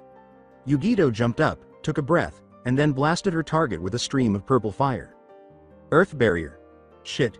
Earth release. A slab of rock rose from the ground just in time to block the flames and give Naruto an opening. Water release. Cry of the splitting daisy. As Naruto tried to slam both halves of the water into Yugito's face after cutting through the large daisy-shaped glob of water, 3 things happened. First, Sarutobi and the Junins appeared and attempted to attack. Second, his chakra spiked. And third, a massive wall of fused skeletons appeared and blocked Naruto's attack. "What? You keep underestimating me, Uzumaki-san. Necromancy is one of Nibi's tools." An army of skeletons emerged from the ground as soon as she said this. The others attempted to intervene, but were thwarted when multiple shadow clones of Naruto emerged and uttered the words, "Wait. Attack." The skeletons charged forward. "I'll do this one by myself." The crowd watched in wonder as the artificial limbs of his beetle-like armor and his left organic hand attached chakra strings to them, giving him control over every puppet on the battlefield. With a series of finger twitches, the area exploded into battle, with puppets and skeletons clashing. They attempted to protest, but it was too late. Naruto leapt up, bit his thumb, and smeared it across his puppet that stored seals. In 35 puffs of smoke, Fox Naruto, Yoshino, Oni Tenshi, Mizuki, Danzo, and the Konoha Root appeared. Fox Naruto began using its Zanbatsu to hack apart skeletons with the efficiency of any elite ninja. Oni Tenshi grabbed several with its tentacles and cleaved several more with its axe. Mizuki and Danzo worked together and easily tore through skeletons, and the Root were zipping in and out of the skeletons and taking them apart like toys. However, the most impressive of all was the puppet Yoshino, who launched a wave of chakra from her palm that blasted away, then began using a fiercer version of the Juyuken to smash the skeletons apart, before performing a water reinforced Kaden as she was being surrounded. "My goodness," one of the Junin, Anko, a woman with purple hair, exclaimed. The others shared this thought, particularly after Naruto used his right hand to draw a chain scythe and repeatedly swung it over his head. "I will kill you," he said without emotion as he leapt to his feet. Yugito jumped back, avoiding a slash to the eye, and then swung one of her tails into Naruto, breaking his control over his puppets for a brief moment, but it was enough to cause Fox Naruto to lose a tail and Yoshino to be slashed across the chest by one of the skeletons. Naruto gritted his teeth. "Uzumaki-san, is this all you're capable of?" As Naruto knelt and struggled to catch his breath, he growled and asked Yugito. Naruto got to his feet and met the demonic cat's eyes. "Fellow Jinchuriki, I have one more trick locked away in this armor of mine." "Oh, yes. I'm not sure what it can do, but it might give me a small edge. As you can see, I have been researching the beetle's flight patterns and the precise movements its wings make to maintain its altitude." Both Yugito's and the assembled crowd's eyes widened slightly. "There's no way," Sarutobi muttered. However, it was accurate. Hunching over, Naruto directed his chakra into the shell resting on his back. It parted and split down the middle. The swinging motion was upward, revealing what lay beneath. A pair of transparent insect-style wings emerged from their protective shell and glowed with Naruto's chakra as Neji, Hinata, Sasuke, Hanabi, Suichi, and the other 12 genin from Konoha arrived just in time. Gasps could be heard as the wings positioned themselves. The wings started to flap, getting faster with each flap until they were almost invisible, and Naruto grinned at the enormous cat and remarked, "Using automatic motion seals and my own chakra, I am able to use these. I haven't had much practice, but I'm good at improvising." At last the wings reached the necessary speed and started humming loudly. They disappeared, leaving only the faint glow of Naruto's chakra to be seen. "Fellow Jinchuriki, you will regret not striking me while I was doing this." Then it took place. Uzumaki Naruto, aspiring puppet, using Prodigy Jinchuriki, took off for Kyuubi no Kitsune. His puppets continued to obliterate Yugito's skeletons as he launched himself high into the air. "No fucking way," exclaimed Kiba, and Inuzuka boys. The Aburame boy beside him was also in disbelief. Hanabi grinned. "That won't save you," Yugito hissed, then crouching and jumping up after him. Just as Yugito blasted past him, Naruto clenched his jaw and swooped sideways. Then she came down at him and he had to cross over. He swung his chain scythe and cut her across the back as she came down. She was only slightly impacted, but she did sustain a minor wound. Without any delay, the feline leapt back up at him. In response, he slashed his scythe across her muzzle and stabbed her with all 4 of his scorpion tails. She swatted with a claw and hissed. He narrowly avoided it, but the stress of having to do so sent a shockwave through his body, causing his broken ribs to hurt. His puppets came to a halt on the ground, and the skeletons went back to the ground. Yugito screamed, "Ah!" as the scythe struck one of her left eyes. Even though it only took a few seconds to heal, Naruto was able to divert attention enough to fly forward and ram his tails into her chest. "Ah damn you!" As she dropped back to the ground, she made a paw swipe, and it made contact. Before he recovered, he was hurled to the vast, fenced-in section of the Forest of Death. Without wasting any time, the cat ran after him. The audience watched as Yugito and Naruto engaged in combat. As they watched Naruto hit every opening he could, they saw the enormous cat jump repeatedly in an attempt to pull him out of the sky. It was a perfect illustration of a house cat attempting to catch a June bug in midair. Had it not been so dire, Sarutobi would have tossed. Before she slapped Naruto with her tail, Yugito let out a loud hiss as the scythe cut her side. Naruto tumbled into the death forest. He tried to regain his flight pattern by weaving in and out of trees, but it was challenging because a huge cat was pursuing him.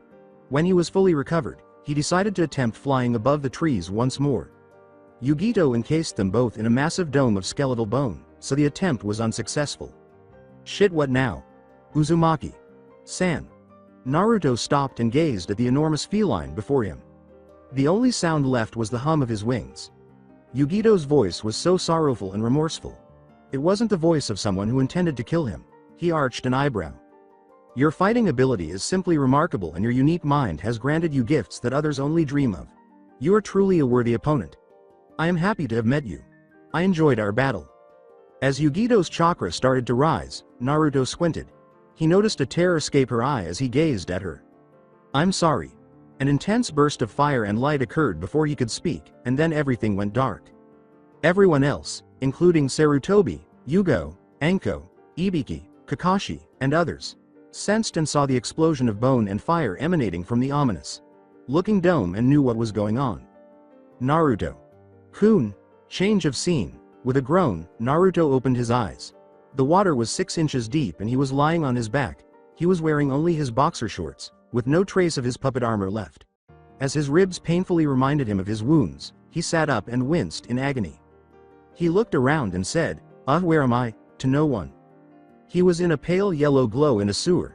He couldn't put his finger on it, but the place felt familiar. He stood up, gripped his ribs, and started walking around to take in the surroundings. He abruptly became locked onto a strong energy as he made his way through the labyrinth of iron pipes and cement. For what seemed like an eternity, he followed the trail until he reached the source. That's when his memory suddenly returned. A rumbling laughter could be heard as he stared at the pair of enormous red demonic eyes that were locked behind the enormous gate with the aforementioned seal on a piece of paper. Uzumaki Naruto. We meet again. Kyuubi, Naruto uttered. Indeed, mortal. I've been awake now since that girl tapped into the Nibi's power. I must say you've grown since our last meeting from that pathetic 10-year-old into something a bit more respectable. What is it you want, Kyuubi? You should already know what I want, but it matters not right now. Currently the Nibi container is attempting to use the Hellfire Jutsu on you, and I'm doing everything I can to keep us alive by encasing your body in a barrier of my chakra. And I want you to defeat this girl, mortal. I am the Kyuubi no Kitsune, the strongest of the Biju. You are my container. Show this girl what power really is. Use my power boy and make her submit to you. What is it you want in return? Asked Naruto, squinting. Straight to the point, I see. A good quality. Unfortunately, we don't have time to discuss that. We will elaborate more on what I want in return after you defeat this girl. Following a moment of looking up, Naruto said, fine then. Change of scene. As the jutsu completed striking her opponent with the intense red-orange flames of the fire of hell itself, Yugito transformed back into her human form and shed a few more tears. She was breathing heavily and holding a gash on her side. She turned and started to leave, saying, I am really sorry, Uzumaki-san. I never wanted to hurt you. I could never voluntarily hurt someone like you. She still needed to capture Hyuga. However, a sudden surge of energy that was stronger than Nibi's stopped her in her tracks, preventing her from moving forward. She turned around and saw something that would be ingrained in her memory for all time. No, it can't be, she exclaimed. Naruto was present. A round sphere of demonic red chakra was just about to fade away as he stared at her with blood-red demonic eyes. He was not hurt. His beetle puppet armor's wings continued to glow with chakra and hum. He squinted and disappeared. It wasn't until the fist struck her stomach that she realized it was coming. AKC. She cried as she shot back, crashing into a thicker tree after smashing through 2 others. She sensed Naruto appear in front of her as multiple bones snapped. He was surrounded by a violent swirl of red chakra. His hair appeared more like rough fur, his cheeks had thick, jagged whisker marks, and his canines were fangs. He landed on the ground in front of her and came forward with his scythe, but she was powerless to stop him. The 4 scorpion tails arched over, ready to strike, and the wings ceased humming and froze. Nothing like this had ever even approached happening to her in her entire life. She finally realized one thing at this point, and was that this guy was going to kill her. Yugito's neck was examined by Naruto. What he saw did not please him. So you are someone's slave. Naruto touched the seal around her neck as Yugito's eyes, which had been closed in acceptance, suddenly snapped open. He was now only looking at the seal because the scythe and the tails had been retracted. She said, What are you doing? In response, Naruto merely raised her in a bridal fashion. I won't kill you. Fellow Jinchuriki. When Naruto's wings started flapping once more, she gasped. I'd be a fool to kill someone who is like me. It would only destroy the only kin I have in this world. But why? Why spare me? My job is to assassinate you and kidnap one of the Hyugas under your protection. Naruto sighed and replied, and you will tell me who hired you for that job. I have no doubt in my mind that someone from here contacted your cage, and the fact that you have a binding cursed seal around your neck proves you had no choice in the matter. Yugito sighed pitifully and nodded. It's true. The Raikage can kill me by flooding my body with electricity from this seal. I have to obey his rule. I will fuse your body with that seal and free you from the Raikage's grasp. Afterwards you will tell me who hired you, understand? Wait, what do you mean, fuse my body to the seal? With a sigh, Naruto took off. You will know in time. Change of scene. When Sarutobi and the others sensed the Kyuubi's chakra, they were unsure of whether to feel happy or anxious. Ibiki calmed some of the ninjas who began to panic and claim that the demon was running away. Like the rest of his allies, Yugo was inconsolable. Yugo was crying aloud as Sasuke watched with anxiety.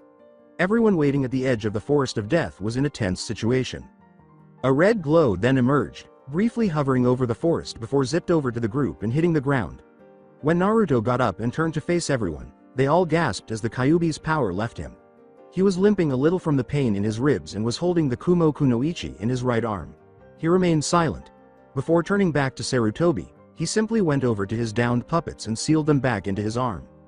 Take her to the hospital. She holds valuable info as to why she is here and why she was trying to assassinate me and kidnap one of the 3 banished Hyugas. With wide eyes, Sarutobi removed the young Kumo nin from Naruto's arm. Naruto-kun. Yugo abruptly seized Naruto and embraced him. He glared and winced in agony. I was so scared for you, Naruto-kun. Get off of me, my ribs are killing me. Several more people showed up on the scene during this period. After grinning, Suichi remarked, that was one hell of a fight, man. Sasuke nodded to Naruto and grinned. Hanabi exclaimed, Naruto. Sama is alive, and embraced him as well. Yugo, who was still clinging to him, kissed his forehead after Hinata and Neji simply grinned. Stunned, the other Konoha 12 members were unable to do anything but gape. While Anko watched with interest, Ibiki maintained a respectful expression for Naruto. When Sarutobi finally came up to him, he said, Come on, Naruto. We have to get you looked at as well. Then he took the boy by the shoulder and disappeared with him. Skipping time. It was all over Konoha the following day. Once more, Naruto was the talk of the town. People would say it was the clash of the demons. A titanic struggle. Those who had seen it were eager to tell everyone they could about Naruto's ability to achieve flight. Naruto himself was wearing bandages over his stomach and chest as he moved through the hospital. His trench coat, most of his weapons, and his armor were all in his room. Despite his slight limp, he accepted the discomfort. He eventually reached a door with the number 203 on it and pushed it open. There was Yugito, lying on the bed, staring at the ceiling. She gave him a dejected look as he walked in. Hello, Uzumaki-san. Naruto simply grunted and walked over to her. Hold still, he said, taking out a small pint brush and an in bottle, and then he started sketching around the seal on her neck. What are you doing? I said, hold still. After completing his drawings, he started looking through the hand signals. Sealing art. Fusion. The strangest feeling Yugito had ever experienced suddenly filled her body, and she could feel the power of the cursed seal that bound her neck pouring into her and giving her power. The only physical change was the yellowing of her eyes. Even though the entire process only took a few minutes, she felt like it took forever. What did you do? She asked Naruto after it was over, her eyes wide. Naruto sighed and replied, I fused you with that seal. That is the only way I know how to get rid of such a thing. It worked for one of my puppets who was once human, so I figured it would work for you. Since this seal electrocuted you when the Raikage wanted, you should now have the power over electricity. Yugito gasped. Why, you really did that for me? He gave a nod. She was at a loss for words. This man is meant to be her adversary. She was freed and given a new power by the man who was supposed to fight them all and spare none. The only thing that came to mind was what she did. And that was to throw herself at him and give him a strong embrace. Thank you, Uzumaki-kun. Naruto flinched in agony but accepted it. You can thank me by telling me who hired you. Yugito nodded and continued. I don't know the specific details of the Raikage's clients, but I do know this. The people that sent the message to the Raikage and hired me as your assassin were a few members of your village's council. Naruto froze at the words. Additionally, his face contorted into a frown as the situation's reality set in. I'm going to kill Tama. Yugito could only stare as Naruto walked out of the room, still mumbling about the council's terrible slow death. So that's the type of person he has become. A cold, mostly emotionless killer. But she could identify with Naruto. As a Jinchuriki herself, she was aware of the kind of life her kind was subjected to, which could have a variety of effects. They were all bad for the most part. However, she found it hard to believe Naruto had the audacity to confront a ninja village council directly. Either he had allies in high places, or he was that powerful and conceited. While fighting him the previous evening, she did observe that the Hokage appeared concerned about him. She was about to stand up when the aforementioned Hokage entered the room with 6 Anbu on either side of him. Young woman, I know you were under orders and that you were forced to do what you did, but I still have to take you to prison for a while, you understand? Yugito gave a nod. She could defend herself, but that would lead to more issues. The Hokage was one of them. He was still the Hokage and, as such, the most powerful ninja in the Hidden Leaf, despite his aging and frail appearance. Next up was Naruto, who was arguably the second most skilled ninja in this place. In addition, she had just been vanquished by Naruto a few hours prior. She was still quite messed up on top of that. Yes, even if she tried, she wouldn't succeed. I understand, Hokage-san. The Anbu came forward, assisted her in getting out of bed, and guided her outside. Change of scene. Yugo was sitting on his bed when Naruto returned to his room. Hi Naruto, she greeted him. Her gloomy tone caused Naruto to raise an eyebrow, but he shrugged. He walked to his bed and picked up some additional bandages. I'm sorry. Naruto gave her a perplexed look. Yugo laughed hysterically and replied, I'm sorry for last night. I'm supposed to be an Anbu captain, right? But when that cloud shinobi attacked you, I panicked. The thought of you dying scared me. I froze up. I must seem pretty pathetic to you, huh? Naruto simply gave a shrug. With a frown, Yugo remarked, well, don't cheer me up any. I'm fine. Naruto also scowled. Good, because I don't cheer people up. If you can't get over it, then sit there and wallow. Yugo was slightly offended by his ruthlessly blunt statement. Besides, I'm still alive, aren't I? So quit with all of the emotions, it's pointless. Yugo leapt to her feet and seized Naruto, kissing him on the forehead and holding it there for a few more seconds before releasing the boy and grinning tenderly into his eyes. It's never pointless to care for someone. Then she was gone. Naruto's cheeks blushed slightly as he gazed at the ground. Damn woman, he muttered. Skipping time. You fools. You stupid fools. Are you aware of the dire circumstances in which you have put not just yourself but the entire Konoha? I had to use all of my persuasive abilities to persuade Naruto not to come here and murder you all. This is not acceptable. Additionally, Kumo's Jinchuriki, who has vowed allegiance to Naruto, is currently in custody. All hell will break loose if Kumo discovers this justification right now. Despite all of this, a few members found their courage, primarily Homura, Kaharu, the Haruno head, and the woman in the red kimono. The civilian half of the council recoiled at Sarutobi's tone. He was serious and his eyes were filled with bright flames of rage that seemed to pierce right into the soul. Hokage. Sama, we recognize your sympathy for the boy, but you also need to realize that Konoha will be safer the sooner that issue is resolved. We have considered every risk and taken the necessary precautions. Furthermore, we think that we are acting in Konoha's best interests. Sarutobi exploded, his killing intent soaring as his chakra flared everywhere. You fools. He took a couple of deep breaths to calm himself. Sigh. You idiots don't know what you're getting into. Even though I may have dissuaded Naruto from killing you right now, you can't stop him the next time you try something. Naruto and his friends will kill you all if you continue this way. The Konoha council members were stunned as Sarutobi sighed and said, and I will not stop him again, before disappearing. Hokage-sama. No, that was not his intention. He was unable to do so. Change of scene. Deep in contemplation, Naruto headed toward the front gates of Konoha. Sarutobi had practically pleaded with him not to storm into the council room, decapitate every civilian half, and add them to his collection of puppets. It took the Hokage an entire hour, but in the end, he was able to dissuade Naruto from his goal, which he found strange because he usually didn't listen to anyone when he was angry.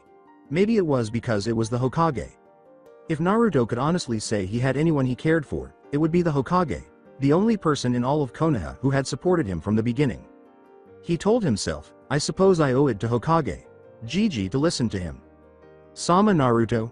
Naruto looked up, already at the gate, and saw Hanabi grinning joyfully up at him, with Sasuke smirking at him from behind her, and the pink-haired girl hiding behind Sasuke, peering from behind his back. Naruto raised an eyebrow at her, but remained silent, then turned back to face Hanabi and nodded. What are you doing here, Naruto? Sama? Did you attend our first higher mission to say goodbye? She appeared somewhat optimistic.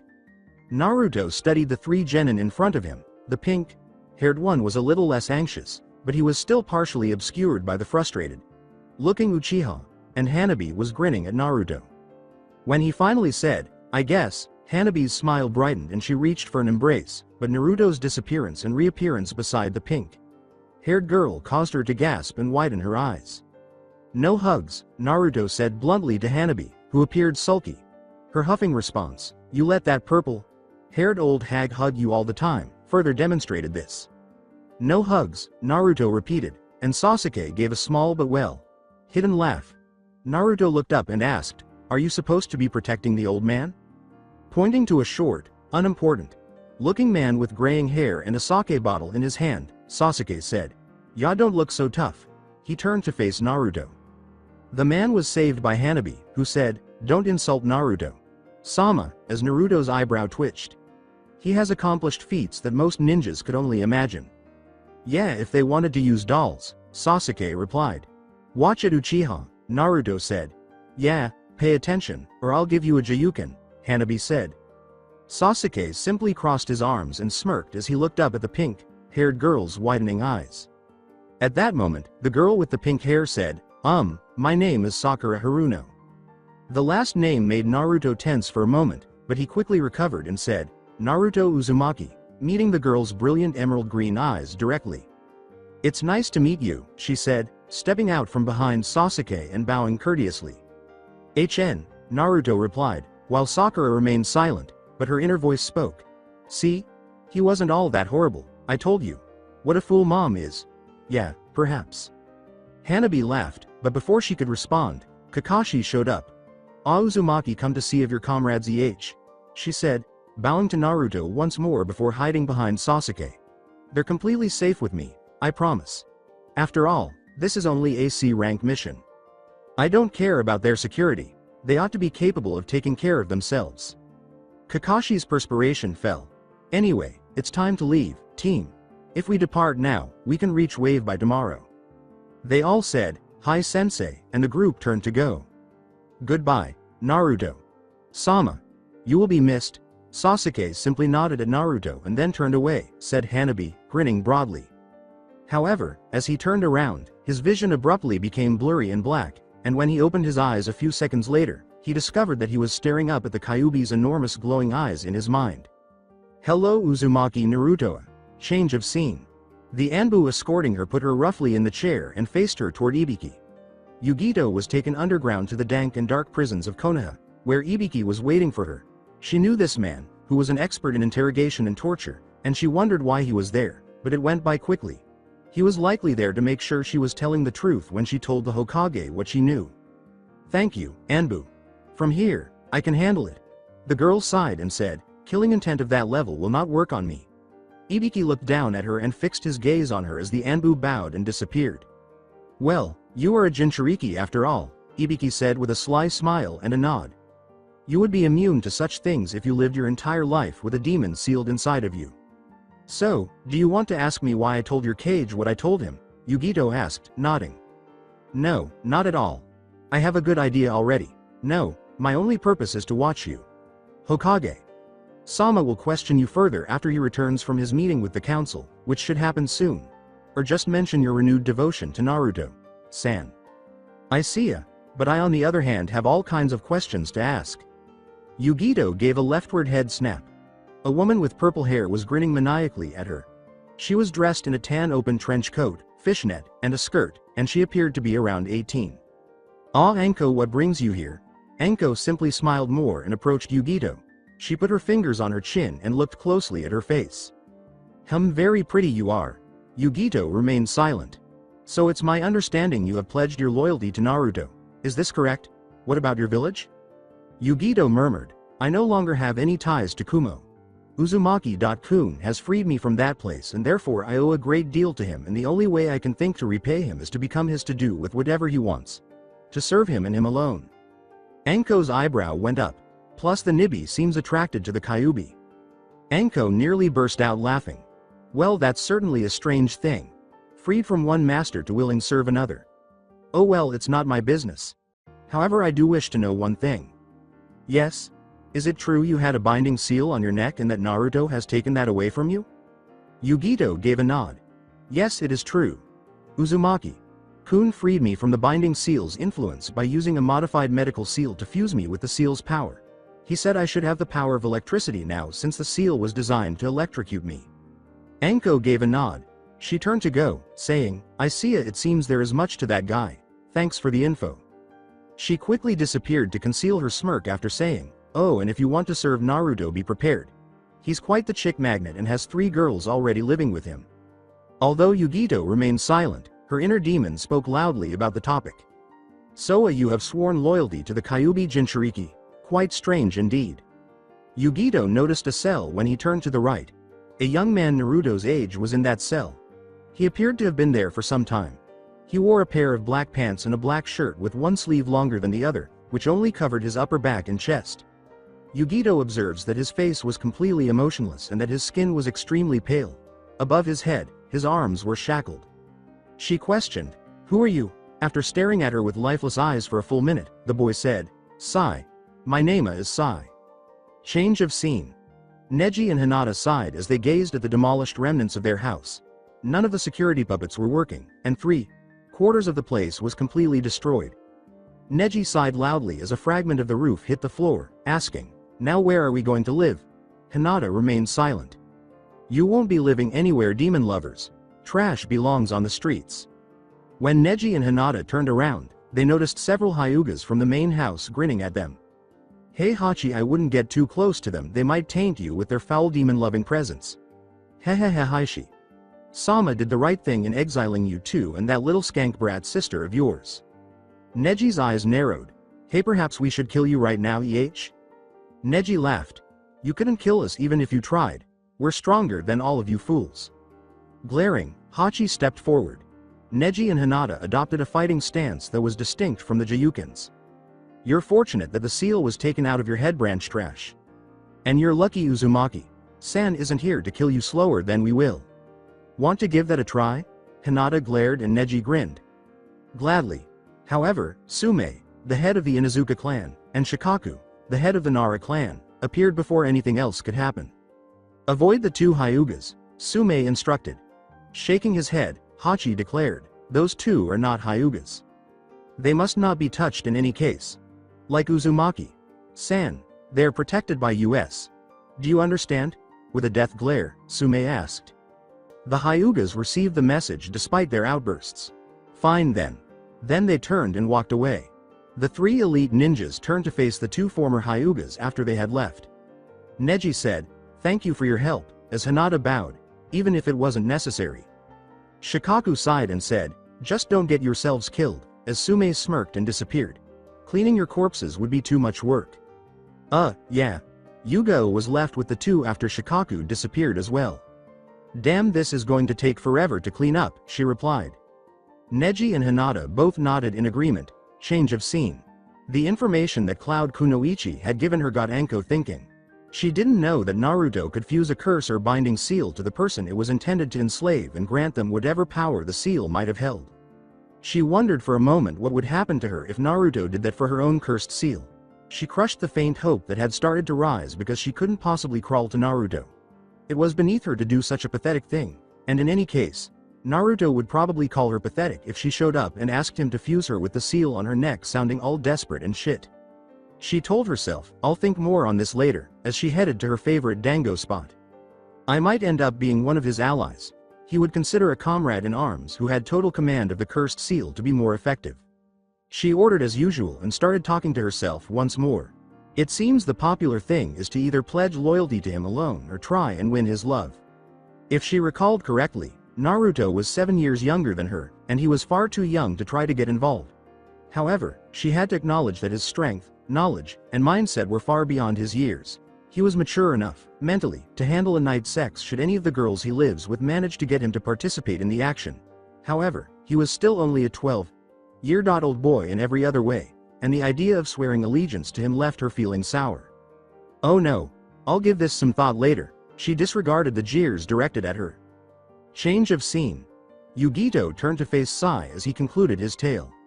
So, a woman by the name of Yugo Uzuki defeated you. An Enbu elite with feelings for Uzumaki-kun? Sai nodded. Yes, it wasn't long ago that Uzumaki and his small team of 6 wiped out the route completely. That should have been impossible, but it did happen. You are fortunate to be alive today. Uzumaki is a formidable opponent. I hear the guards talk about him every day. Most of it is hateful, but some of them think highly of him. Yugito gave a nod. Yes. I have never lost such a difficult battle in my life. Since the Raikage only needed me as a slave and not a sparring partner, I'm not sure how strong he was in comparison to me. Therefore, I can't compare Uzumaki-kun's strength to that of the Raikage. Sai looked up and nodded. I would like to meet Uzumaki. Have you never met him before? Surprised, Yugito asked. Sai gave a headshake. No, I was supposed to kill Yugo the night Danzo. Sama tried to persuade Uzumaki to join the route. However, I underestimated her and Hayate's strength and overestimated mine. For me, they were more than a match. So no, I haven't met Uzumaki yet. Gazing at Sai, Yugito said, maybe he'll stop by. I could draw his attention to you after the Hokage brings him here to speak with me. That might not be a good idea, Sai said, lowering his gaze. Uzumaki believes Rude is dead. He might lash out if he finds out that I'm still alive. Just don't tell him you're from the route. I'll have to if I wish to speak with him. Yugito let out a sigh. We'll just have to wait and see, I guess. Skipping time. With a sigh, Sarutobi stamped a few more documents.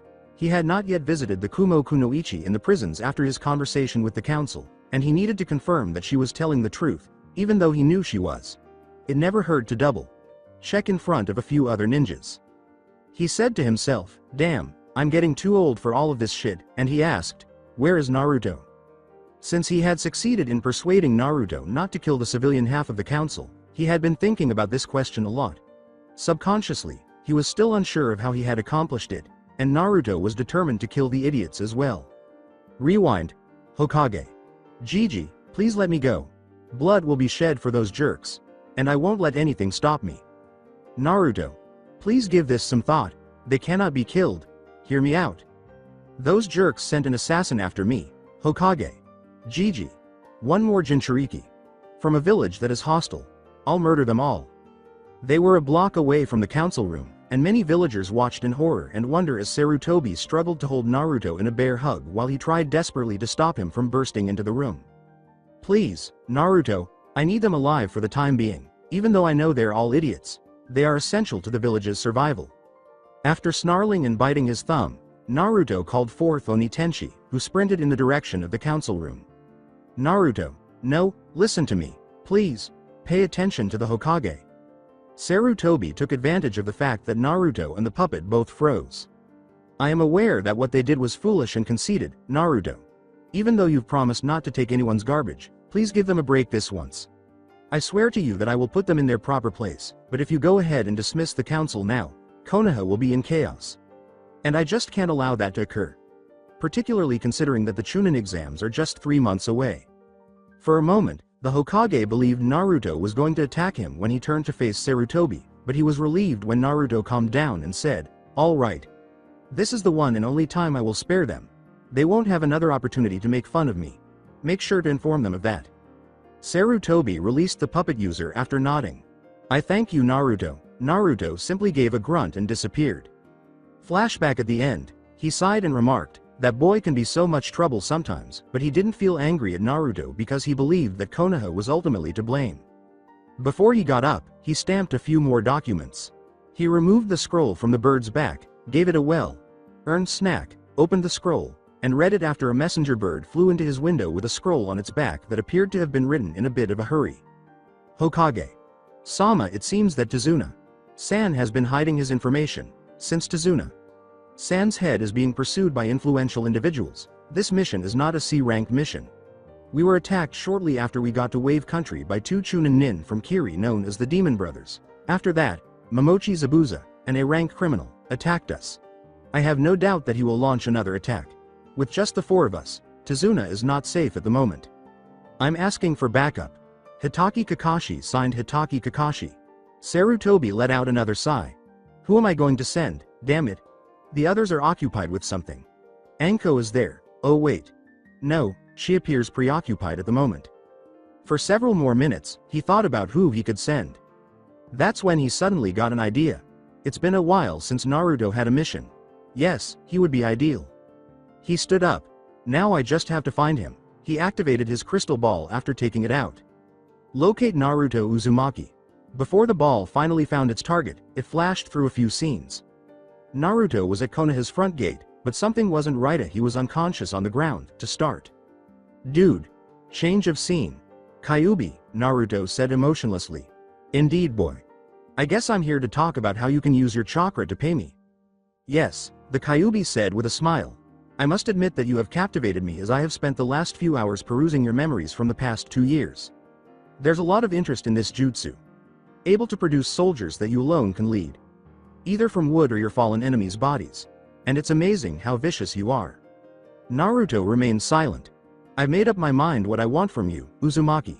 I desire my independence. Why would I act in that way? I'm not interested in dying young. You are a very entertaining person, boy. No, you won't die from what I have in mind.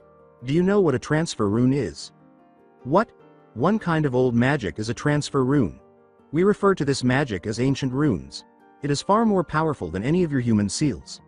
They have a lot of power and, when applied properly, can enable someone to accomplish seemingly impossible goals. I understand. You want me to transport your consciousness to a different location using Thesa rune. Ideally, a fresh body. Oh, you're getting it now. And I'm picturing the ideal body. A picture of Fox Naruto showed up. You wish for your new body to be my puppet? The fox laughed. We will both be able to draw upon my chakra after I teach you how to draw runes and you give me that doll for a new body. The Shikifujin seal will remain intact, and I will remain bound to you. If you die, I die, there is no escaping that, but I will not spend the remainder of my life imprisoned inside a human boy. Naruto raised his head thoughtfully. Taking this deal would make Fox Naruto come to life. The conditions seemed reasonable enough. Also, there will always be a chakra string attached to you and me connecting us. I won't be able to travel more than a mile away from you. Why the hell would you choose to live like that, bound to me? Idiot, I'm already bound to you. This would just be a different form of that bind. Now do you accept the deal or not? All right, he said, meeting the fox's eyes. Hehe, excellent. I will begin to instruct you in runes tomorrow. For now, wake up. Naruto sat up rapidly as his eyes swung open. The words, damn fox, he muttered. It appeared that he had been out for several hours. He turned to go home after yawning, but he ran into Sarutobi. He said, Hokage. Gigi, I thought something had happened to you, said Sarutobi with a smile. I became concerned when I noticed you passed out there. Do not be alarmed, Hokage. Gigi, do you want to discuss anything with me right now? Sarutobi nodded. Yeah, in fact. It appears that Kakashi's team encountered challenges during their mission. It's now in a rank instead of a C. I see ya, Naruto, you are to go and give them support. Naruto gave a nod. But first I need you to come with me. We are going down to the Konoha prisons. Why? Because a certain Jinchuriki who has pledged her loyalty to you is there and you need to pick her up. She will accompany you on this mission. Naruto gave a nod. I understand, Hokage. Gigi, wait, did you just say, pledged loyalty to me? Sarutobi grinned and nodded. Yes indeed. Yugito asked a lot of questions about you when I visited last. She seems quite taken with you already. The smile was not missed by Naruto, damn it. As they made their way through the dimly lit corridors of the Konoha prison ward, Naruto remained silent. From behind the bars of their cages, he saw dozens of criminals staring back at him. Some looked insane, while others were begging. He disregarded them all. They finally reached a sizable open cell after a few more minutes. Ibiki was to her left, watching her, and Yugito was there, sitting in a chair and gazing into the cell to her right. When Sarutobi saw who was in the cell Yugito was investigating, his eyes widened, but he chose to remain silent. When Yugito finally saw them, she turned away from the cell and bowed slightly. Hokage. Sama, Uzumaki. Kun. Naruto let out a sigh. Ani Yugito. I trust your stay in here was enjoyable? Yes, Yugito grinned, but one is not supposed to enjoy being imprisoned. It made the Hokage laugh. Indeed. Anyway, I have come here to inform you that you are free to go. I was originally going to confirm in front of a few ninja that what you told me earlier was the truth, but I've decided that would merely be a waste of time since I used a truth serum on you that day and everything. Sarutobi gave her a subtle nod, which stopped Yugito from saying that she was immune to such things. However, before you do anything, I have a request. Yugito observed attentively. I want you to accompany Naruto on an A-rank mission to Wave Country. It seems Kakashi and his team is having problems. I know you're still recovering from your fight, but I'm sure you can handle it, right? Her eyes grew wide, and she glanced toward Naruto. With a simple sigh, the puppet user said, "We must hurry as there is little time." She nodded and stood up. After finishing his work, Ibiki disappeared to get a drink, and Sarutobi gave Naruto a scroll. Here are the details of the mission. With a nod, Naruto pocketed the scroll. Yugito grinned and said, "I'll make sure to succeed, Hokage. Gigi." "Okay then Naruto, I'll take my leave. Try and be gone within the next 10 minutes, okay?" Naruto turned to face the exit after giving a nod. However, a fresh voice came from one of the cells before any of them could depart. "So you're Uzumaki, huh? Strange for one of your caliber to be so young. Either way, I am honored to meet you."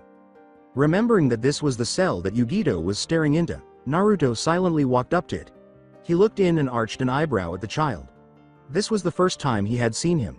Although he had flat black hair and emotionless eyes, he somewhat resembled the Uchiha. He was shackled to the wall and had pale skin. Sarutobi appeared somewhat taken aback and concerned behind Naruto. He said, "Who are you?" With a phony smile, the child said, "My name is Sai. Formerly of the group of Anbu with the title Root." This was directed at Naruto. Narrowing his eyes, Naruto took a step toward the cell. "Root? That pathetic band of ninja I turned into my tools?" Naruto became somewhat irate at Sai's nod. "How is it you are still among the living? Did you run and hide like a coward?" Sai nodded his head. "I was merely on a different mission that day, Naruto-san, so I was spared a death by your hands." "How long have you been in here?" Naruto asked after giving Sai one more examination. Sai gave a headshake. "Since the day the root fell into your hands, I have been inside. As you can see, my mission for the day was to murder Izuki Yugo." Naruto's eyes narrowed, but as you can see, that was a failure. "Well, you're pretty young to have served in an Anbu squad," Naruto said, looking up thoughtfully. "You certainly possess a unique level of skill." Sai remained silent. Sarutobi was on the back, watching with Yugito at his side. Yugito remained silent and simply watched Naruto as he continued to speak with Sai. "I'm surprised that Sai isn't dead yet," said Sarutobi. "So you were directly under Danzo, that haughty idiot, huh?" Then Naruto called forth his puppet and presented it to Sai. He looked into Sai's eyes and grinned savagely, saying, "That idiot works for me now." He raised an eyebrow at Sai's lack of response. "No hint of anger for your lost comrades, huh?" Sai simply flashed a fake grin and replied, "In Root we are taught to have no emotions. Feelings such as anger will hinder our performance. Besides, you were merely doing what you had to in order to stay alive and to increase your own strength." Before turning to face Sarutobi, Naruto spent a few more minutes examining the former Root member. "Hokage. Gigi, I would like to talk more with this person when I get back from my mission." Naruto turned back to Sai after Sarutobi nodded. "I shall return in the future." Then he touched Yugito's shoulder and disappeared. "Well, he has changed since a few months ago." "Yes," said Sarutobi, nodding. "He appears to be becoming more forthcoming. If only to give someone a chance to speak before determining whether or not to murder them." Sai remained silent and gazed at the ground. After examining the boy for about 3 minutes, Sarutobi sighed as a thought struck him. He recalled that Sai uses a particular kind of jutsu, which is similar to that of Yugito and Naruto but also very different. He smiled without thinking. For the puppet user, he might have discovered a team. When Sarutobi came to the cell and unchained Sai, he looked up bewildered and said, "Come with me, boy. I've got a suggestion for you." Change of scene. The Nibi Jinchuriki managed to look sheepish as Naruto appeared at his damaged home and gave him a slight glare. Naruto then leapt into one of the holes and proceeded to fish out any salvageable supplies, grabbing a number of tools and weapons, choosing to use a war hammer as his primary weapon because Yugito had broken his katana the night before. Yugito waited for Naruto to return outside and was not let down when he did, carrying a storage scroll as long as he was unstrapping his forearm to his waist. He turned toward the exit of Konoha and said, Now we leave, without much emotion. Yugito nodded and followed, not really wanting to say anything because she felt bad about destroying his house. The two arrived at the gate almost immediately, and Naruto gave her the scroll. She raised an eyebrow and put it in one of her pockets. The team at Copy Nin has faced more challenges than they were brought in to handle. We are their fallback. And the Hokage wanted me to go with you in case you get into trouble, Yugito said, nodding. I'm not going to abandon you. It matters not to me, Naruto shrugged. I won't stop you if you want to go and go back to Kumo. No, I won't go back there, Yugito said with a swift shake of her head. I'm yours now. I'll tell you the same thing I told a group of women some time ago, Naruto sighed. Living slaves or servants are not something I need or desire. Get tough and put up with no one's shit if you truly want to win my approval. After that, you are free to do as you like. Well, that's definitely something I have never heard before, Yugito said, grinning as he looked up. Given the freedom to choose for myself. It's new. As the two approached the gate, Naruto let out a grunt. Hi, Uzumaki-kun, I sigh. Why do you have to call me that? With a smile, Yugito remarked, because I want to. With a fierce expression, Naruto said, just get on with your question. Anyway, Uzumaki-kun, I was wondering about the so-called powers over electricity you granted me, Yugito said, smiling and taking a step closer to him. Is it a new bloodline limit of some sort? If yes, how can I turn it on? Have you ever acted in a similar manner? How about the Nibi? Will she be impacted in any way by this? Damn it, stop asking questions. I'm not sure if your current level of electric manipulation is a bloodline limit. I wouldn't know how to activate it because I don't have a bloodline limit. To find out the Nibi's position on it, you would need to speak with her. Oh, I see ya, Yugito said, sticking a finger in her chin and looking up. Anyway, we're present. Be ready.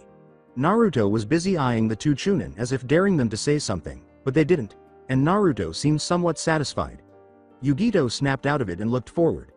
The two had arrived at the gate. Hey Uzumaki-kun, I think the Hokage is coming. Sarutobi emerged in a puff of smoke as soon as Yugito had completed that sentence.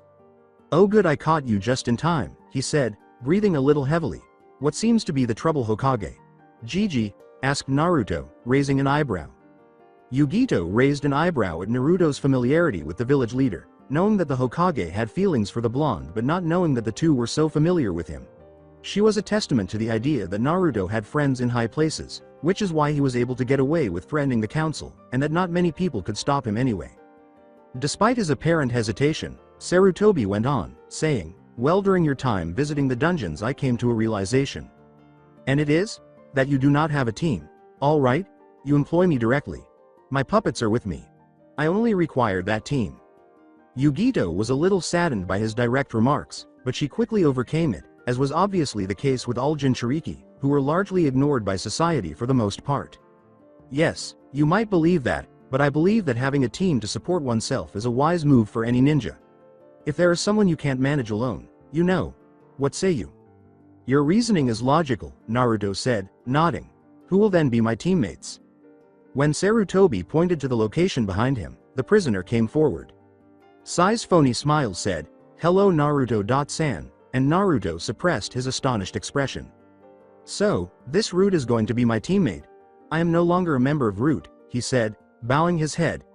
How could I feel about them being utilized for your Naruto-san puppets? Yes. All right, then. Who is going to be the other now? Surprised. The Hokage lifted an eyebrow. You accepted far too fast. Simply shrugging, Naruto remarked, I wish to hurry up and get to Wave. If she so desires, I can grant her citizenship in Konoha and I can enlist her into the ranks of Special Op Ninja, Sarutobi said, letting out a sigh and pointing to Yugito, who widened her eyes in surprise. Despite not having a team, she and Sai are highly skilled. She might even be able to assist you with the chakra of your tenant. I'll occasionally give you advice. When Yugito looked up with a clouded expression in her eyes, Naruto turned to face her and said, that's okay. Being around the Kyuubi also seems to make the Nibi happy. She smiled and said, what the hell, I'll give this a try. All right, said Sarutobi, smiling. The official three-person cell now consists of Sai, Yugito, and Naruto. Good luck. He then disappeared. Naruto sighed as he glanced at the two ninja in front of him. He didn't think any of them would be comfortable with the idea of a team, but he chose not to voice his displeasure. All right, then. We will spend the time traveling to Wave in order to gauge each other's skills. Let's go. The three ninja disappeared after Yugito and Sai nodded.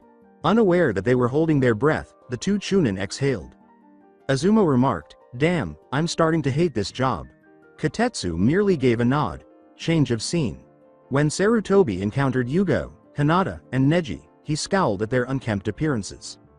He inquired, "What happened to you three?" Yugo looked at him and said, "We've been trying to repair Naruto. Comes home but that damn cat bitch did too much damage. Hanabi. Chan's room is completely destroyed and villagers keep coming by and doing more damage to the place. It's beginning to piss me off. We're heading back right now so we can continue." Sarutobi let out a sigh. "Sometimes the villagers were so stupid. Well, I wish you luck. Oh, and you just missed Naruto. He just left on a mission." Yugo's eyes grew wide. "What?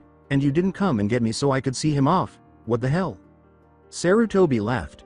"Oh, relax, he won't get killed. Besides, I managed to create an ideal team for him so he isn't alone." Neji arched an eyebrow. "Uzumaki. San's team? Who on earth could be a good teammate for him?"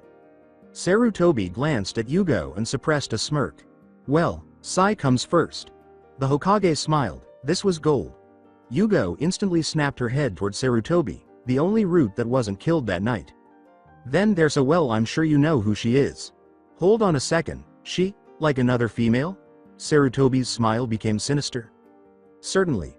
There must be one woman on each team. Ni Yugito is her name. I think you're familiar with her as Azuki. Chan, the cat bitch." "What? Change of scene. Naruto. San, I believe I heard someone yelling," replied Sai. "Ignore it," Naruto said with a shrug. "We should be more concerned about something else." Sai gave a nod, and the trio silently waved again. The trip was rather uneventful, in Naruto's opinion, as they spent the entire 3-day journey asking each other boring questions about their fighting abilities and ninja careers. Naruto thought Sai's ninjutsu style was rather interesting, as he was able to bring paintings to life and use them as summons. This led him to conclude that this team would specialize in fighting large groups of enemies at once, and that with Yugito's necromancy, Sai's living paintings, and Naruto's puppetry, they would easily be able to take on a small army alone before the main force even arrived. The boat ride wasn't very expensive either, but based on the man's nervousness, Naruto's icy stare was most likely the cause. "That's Tazuna's bridge," the man clarified. "After it is completed, Wave will escape poverty and Gatu's firm hold on this territory will be lifted. Tazuna is going to be a hero." Naruto looked up at the bride, who looked amazing. "Thus, this Gatu does not wish for that to occur, and has employed powerful killers," Yugito remarked. "That sounds right." The man shrugged. Despite Naruto's expressionless face, everyone could hear what he had to say. "I will kill Gatu." Sai took out a scroll and an ink brush and nodded in agreement. By the time they reached the opposite shore, the man was more forthcoming and excited, and he appeared somewhat relieved at Naruto's declaration. "Tazuna lives near the center of the village. Here's his address." Naruto turned to go after taking the slip of paper bearing Tazuna's address. Yugito said, "Thanks," and Sai merely nodded. The man grinned. What an odd bunch. Change of scene. While Sasuke, Hanabi, and, surprisingly, Sakura continued to climb and descend their designated tree, Kakashi sat at the edge of the forest. However, he hadn't really anticipated that they would already possess this kind of chakra control. Root was killed by two of them. For a moment, he pondered whether they were also capable of water walking. Then his mind returned to their altercation with Zabuza. Hanabi and Sasuke were a unique combination. When they returned to Konoha, he made the decision to speak with the Hokage. Compared to a typical genin, these two were much stronger. He came to the conclusion that Naruto's presence was the cause.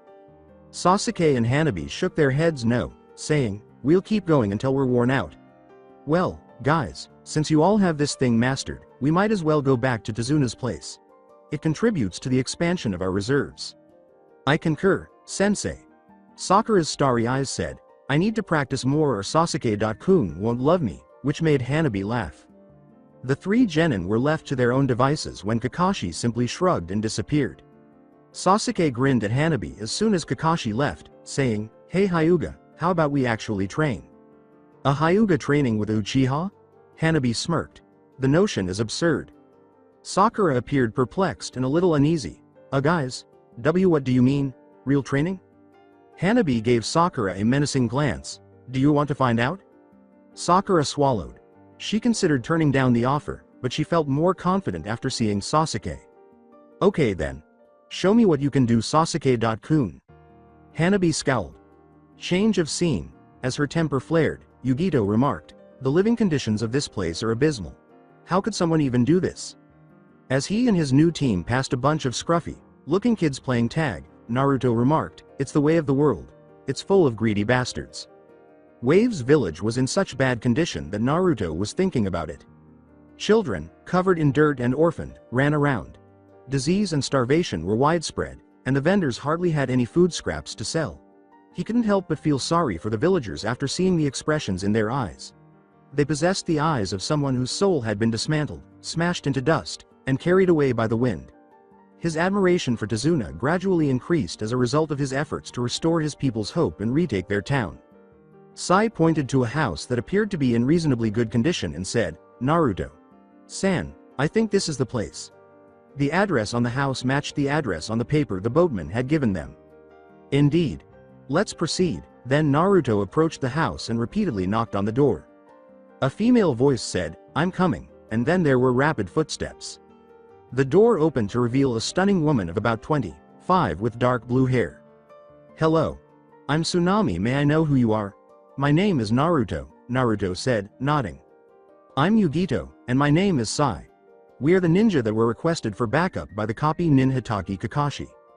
Tsunami swung the door open as her eyes grew wide. Oh, come in, Dad. The reinforcements are here. Please make yourselves at home.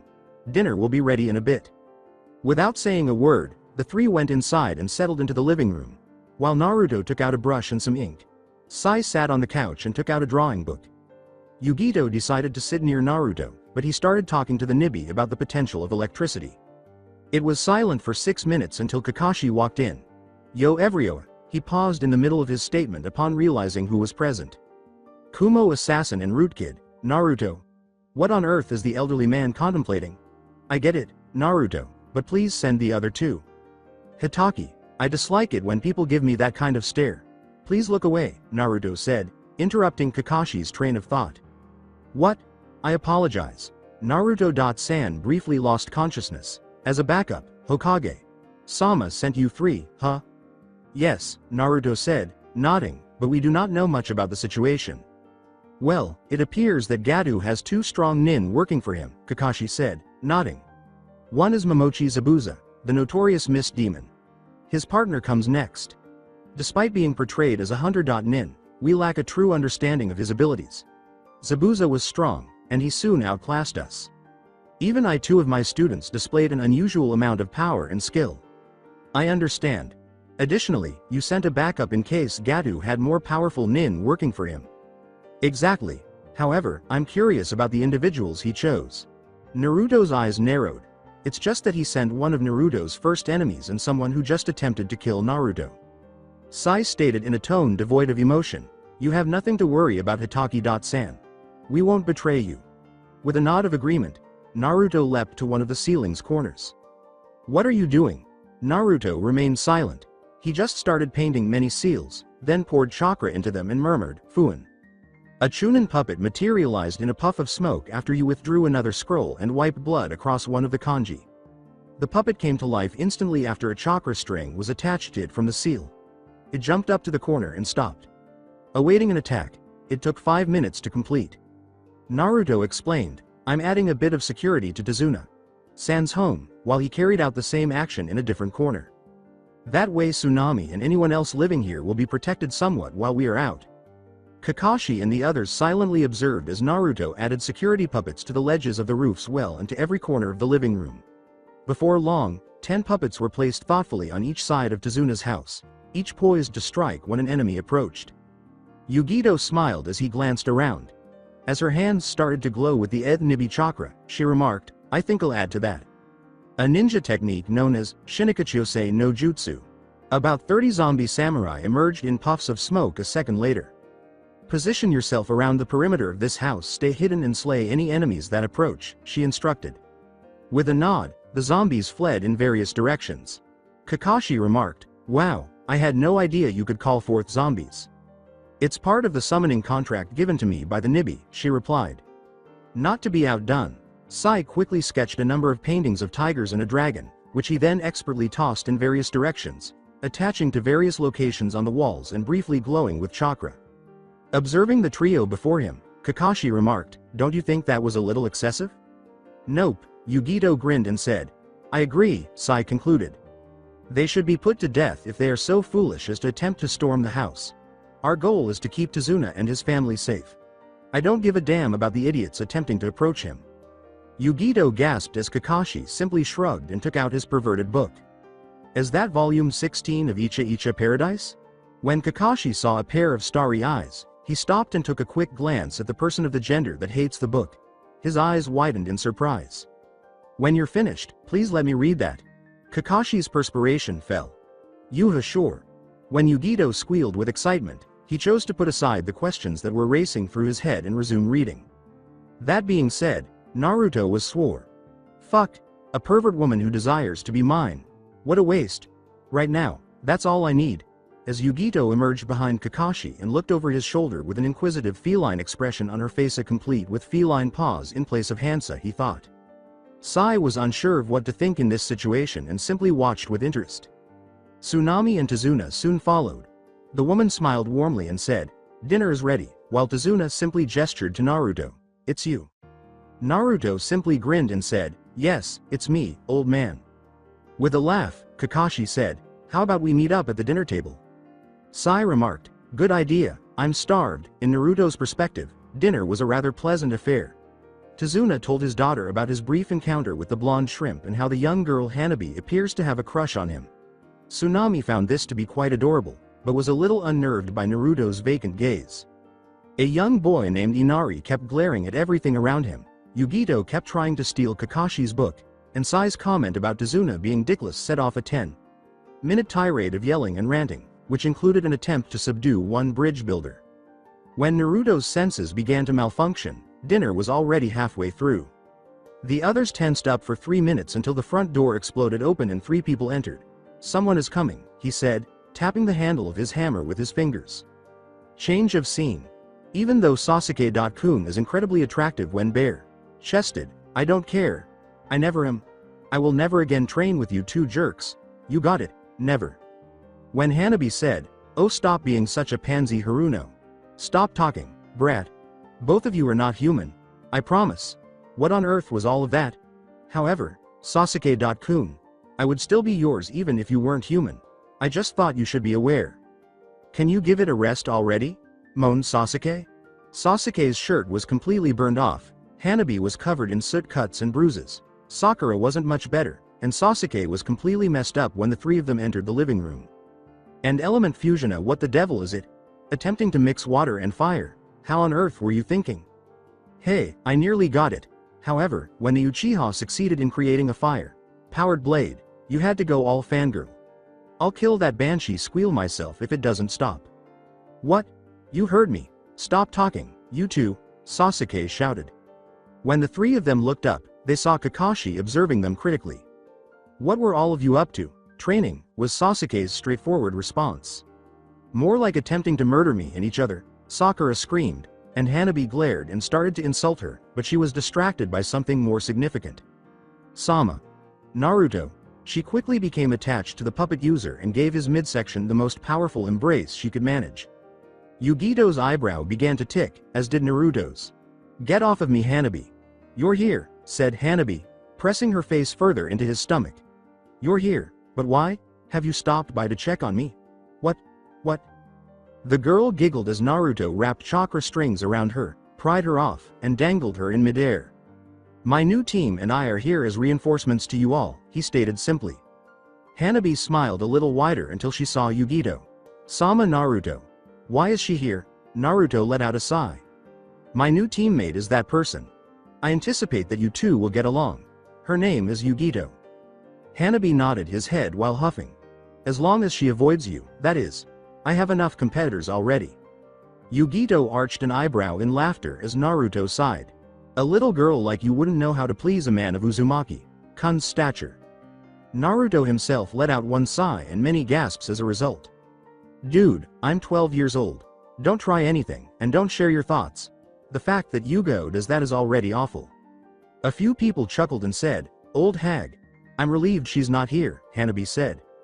After that, dinner went rather smoothly, with the exception that Hanabi always made it a point to be by Naruto's side. Yes, there was a lot of humor and joy that evening, but the following day would be more serious. Naruto dozed off while thinking about new puppets and a fox who was eager to start learning runes. Once more, Naruto stood in front of the Kyuubi, his eyes full of curiosity. When the fox promised to teach him the ancient art of runes until he was proficient enough to transform his being into Fox Naruto, he didn't really believe he was being sincere. Although he couldn't understand it, the demon's desire to transform into a living puppet made sense. Being a living puppet is far preferable to being a prisoner inside someone else, in his opinion. Well, whatever. Prior to performing the transfer rune for the Kyuubi, he would need to ensure that Fox Naruto was upgraded. He approached the fox and gave him a hopeful look. He said, "So what's first?" With a cunning laugh, the fox remarked, impatient. "Good, because I want out of the crappy ass mind ASAP." "Just get on with it," Naruto said without showing any emotion. Insolent whelp. Anyway, the first thing you must know is that runes are extremely powerful. I believe I have told you this before. Runes are to be respected and handled with care. Treat them poorly or draw them half-assed and you will pay dearly. Naruto gave a head nod. Also, runes are activated and used with mana, not chakra. The Kyuubi sighed in response to Naruto's raised eyebrow. Mana is a type of magical energy, a prior energy that existed before the creation of chakra. Every Biju has mana reserves and each specializes in one type of magic. For me it's rune magic. For the Nibi it's necromancy. Jinchuriki also have this, should the need arise. In order to harness this energy you will need my help. Seeing as you have already grown past the point of being able to develop mana reserves, I'm going to have to instill some of my own. Naruto's eyes slightly widened. Now hold still because I'm starting. Naruto hardly had time to ask, "What?" before a green tsunami swept him away. So that's it for today. I hope you guys enjoyed it. Don't forget to like, share and subscribe to the channel for more awesome stories like this. Thank you. See you all in my next video.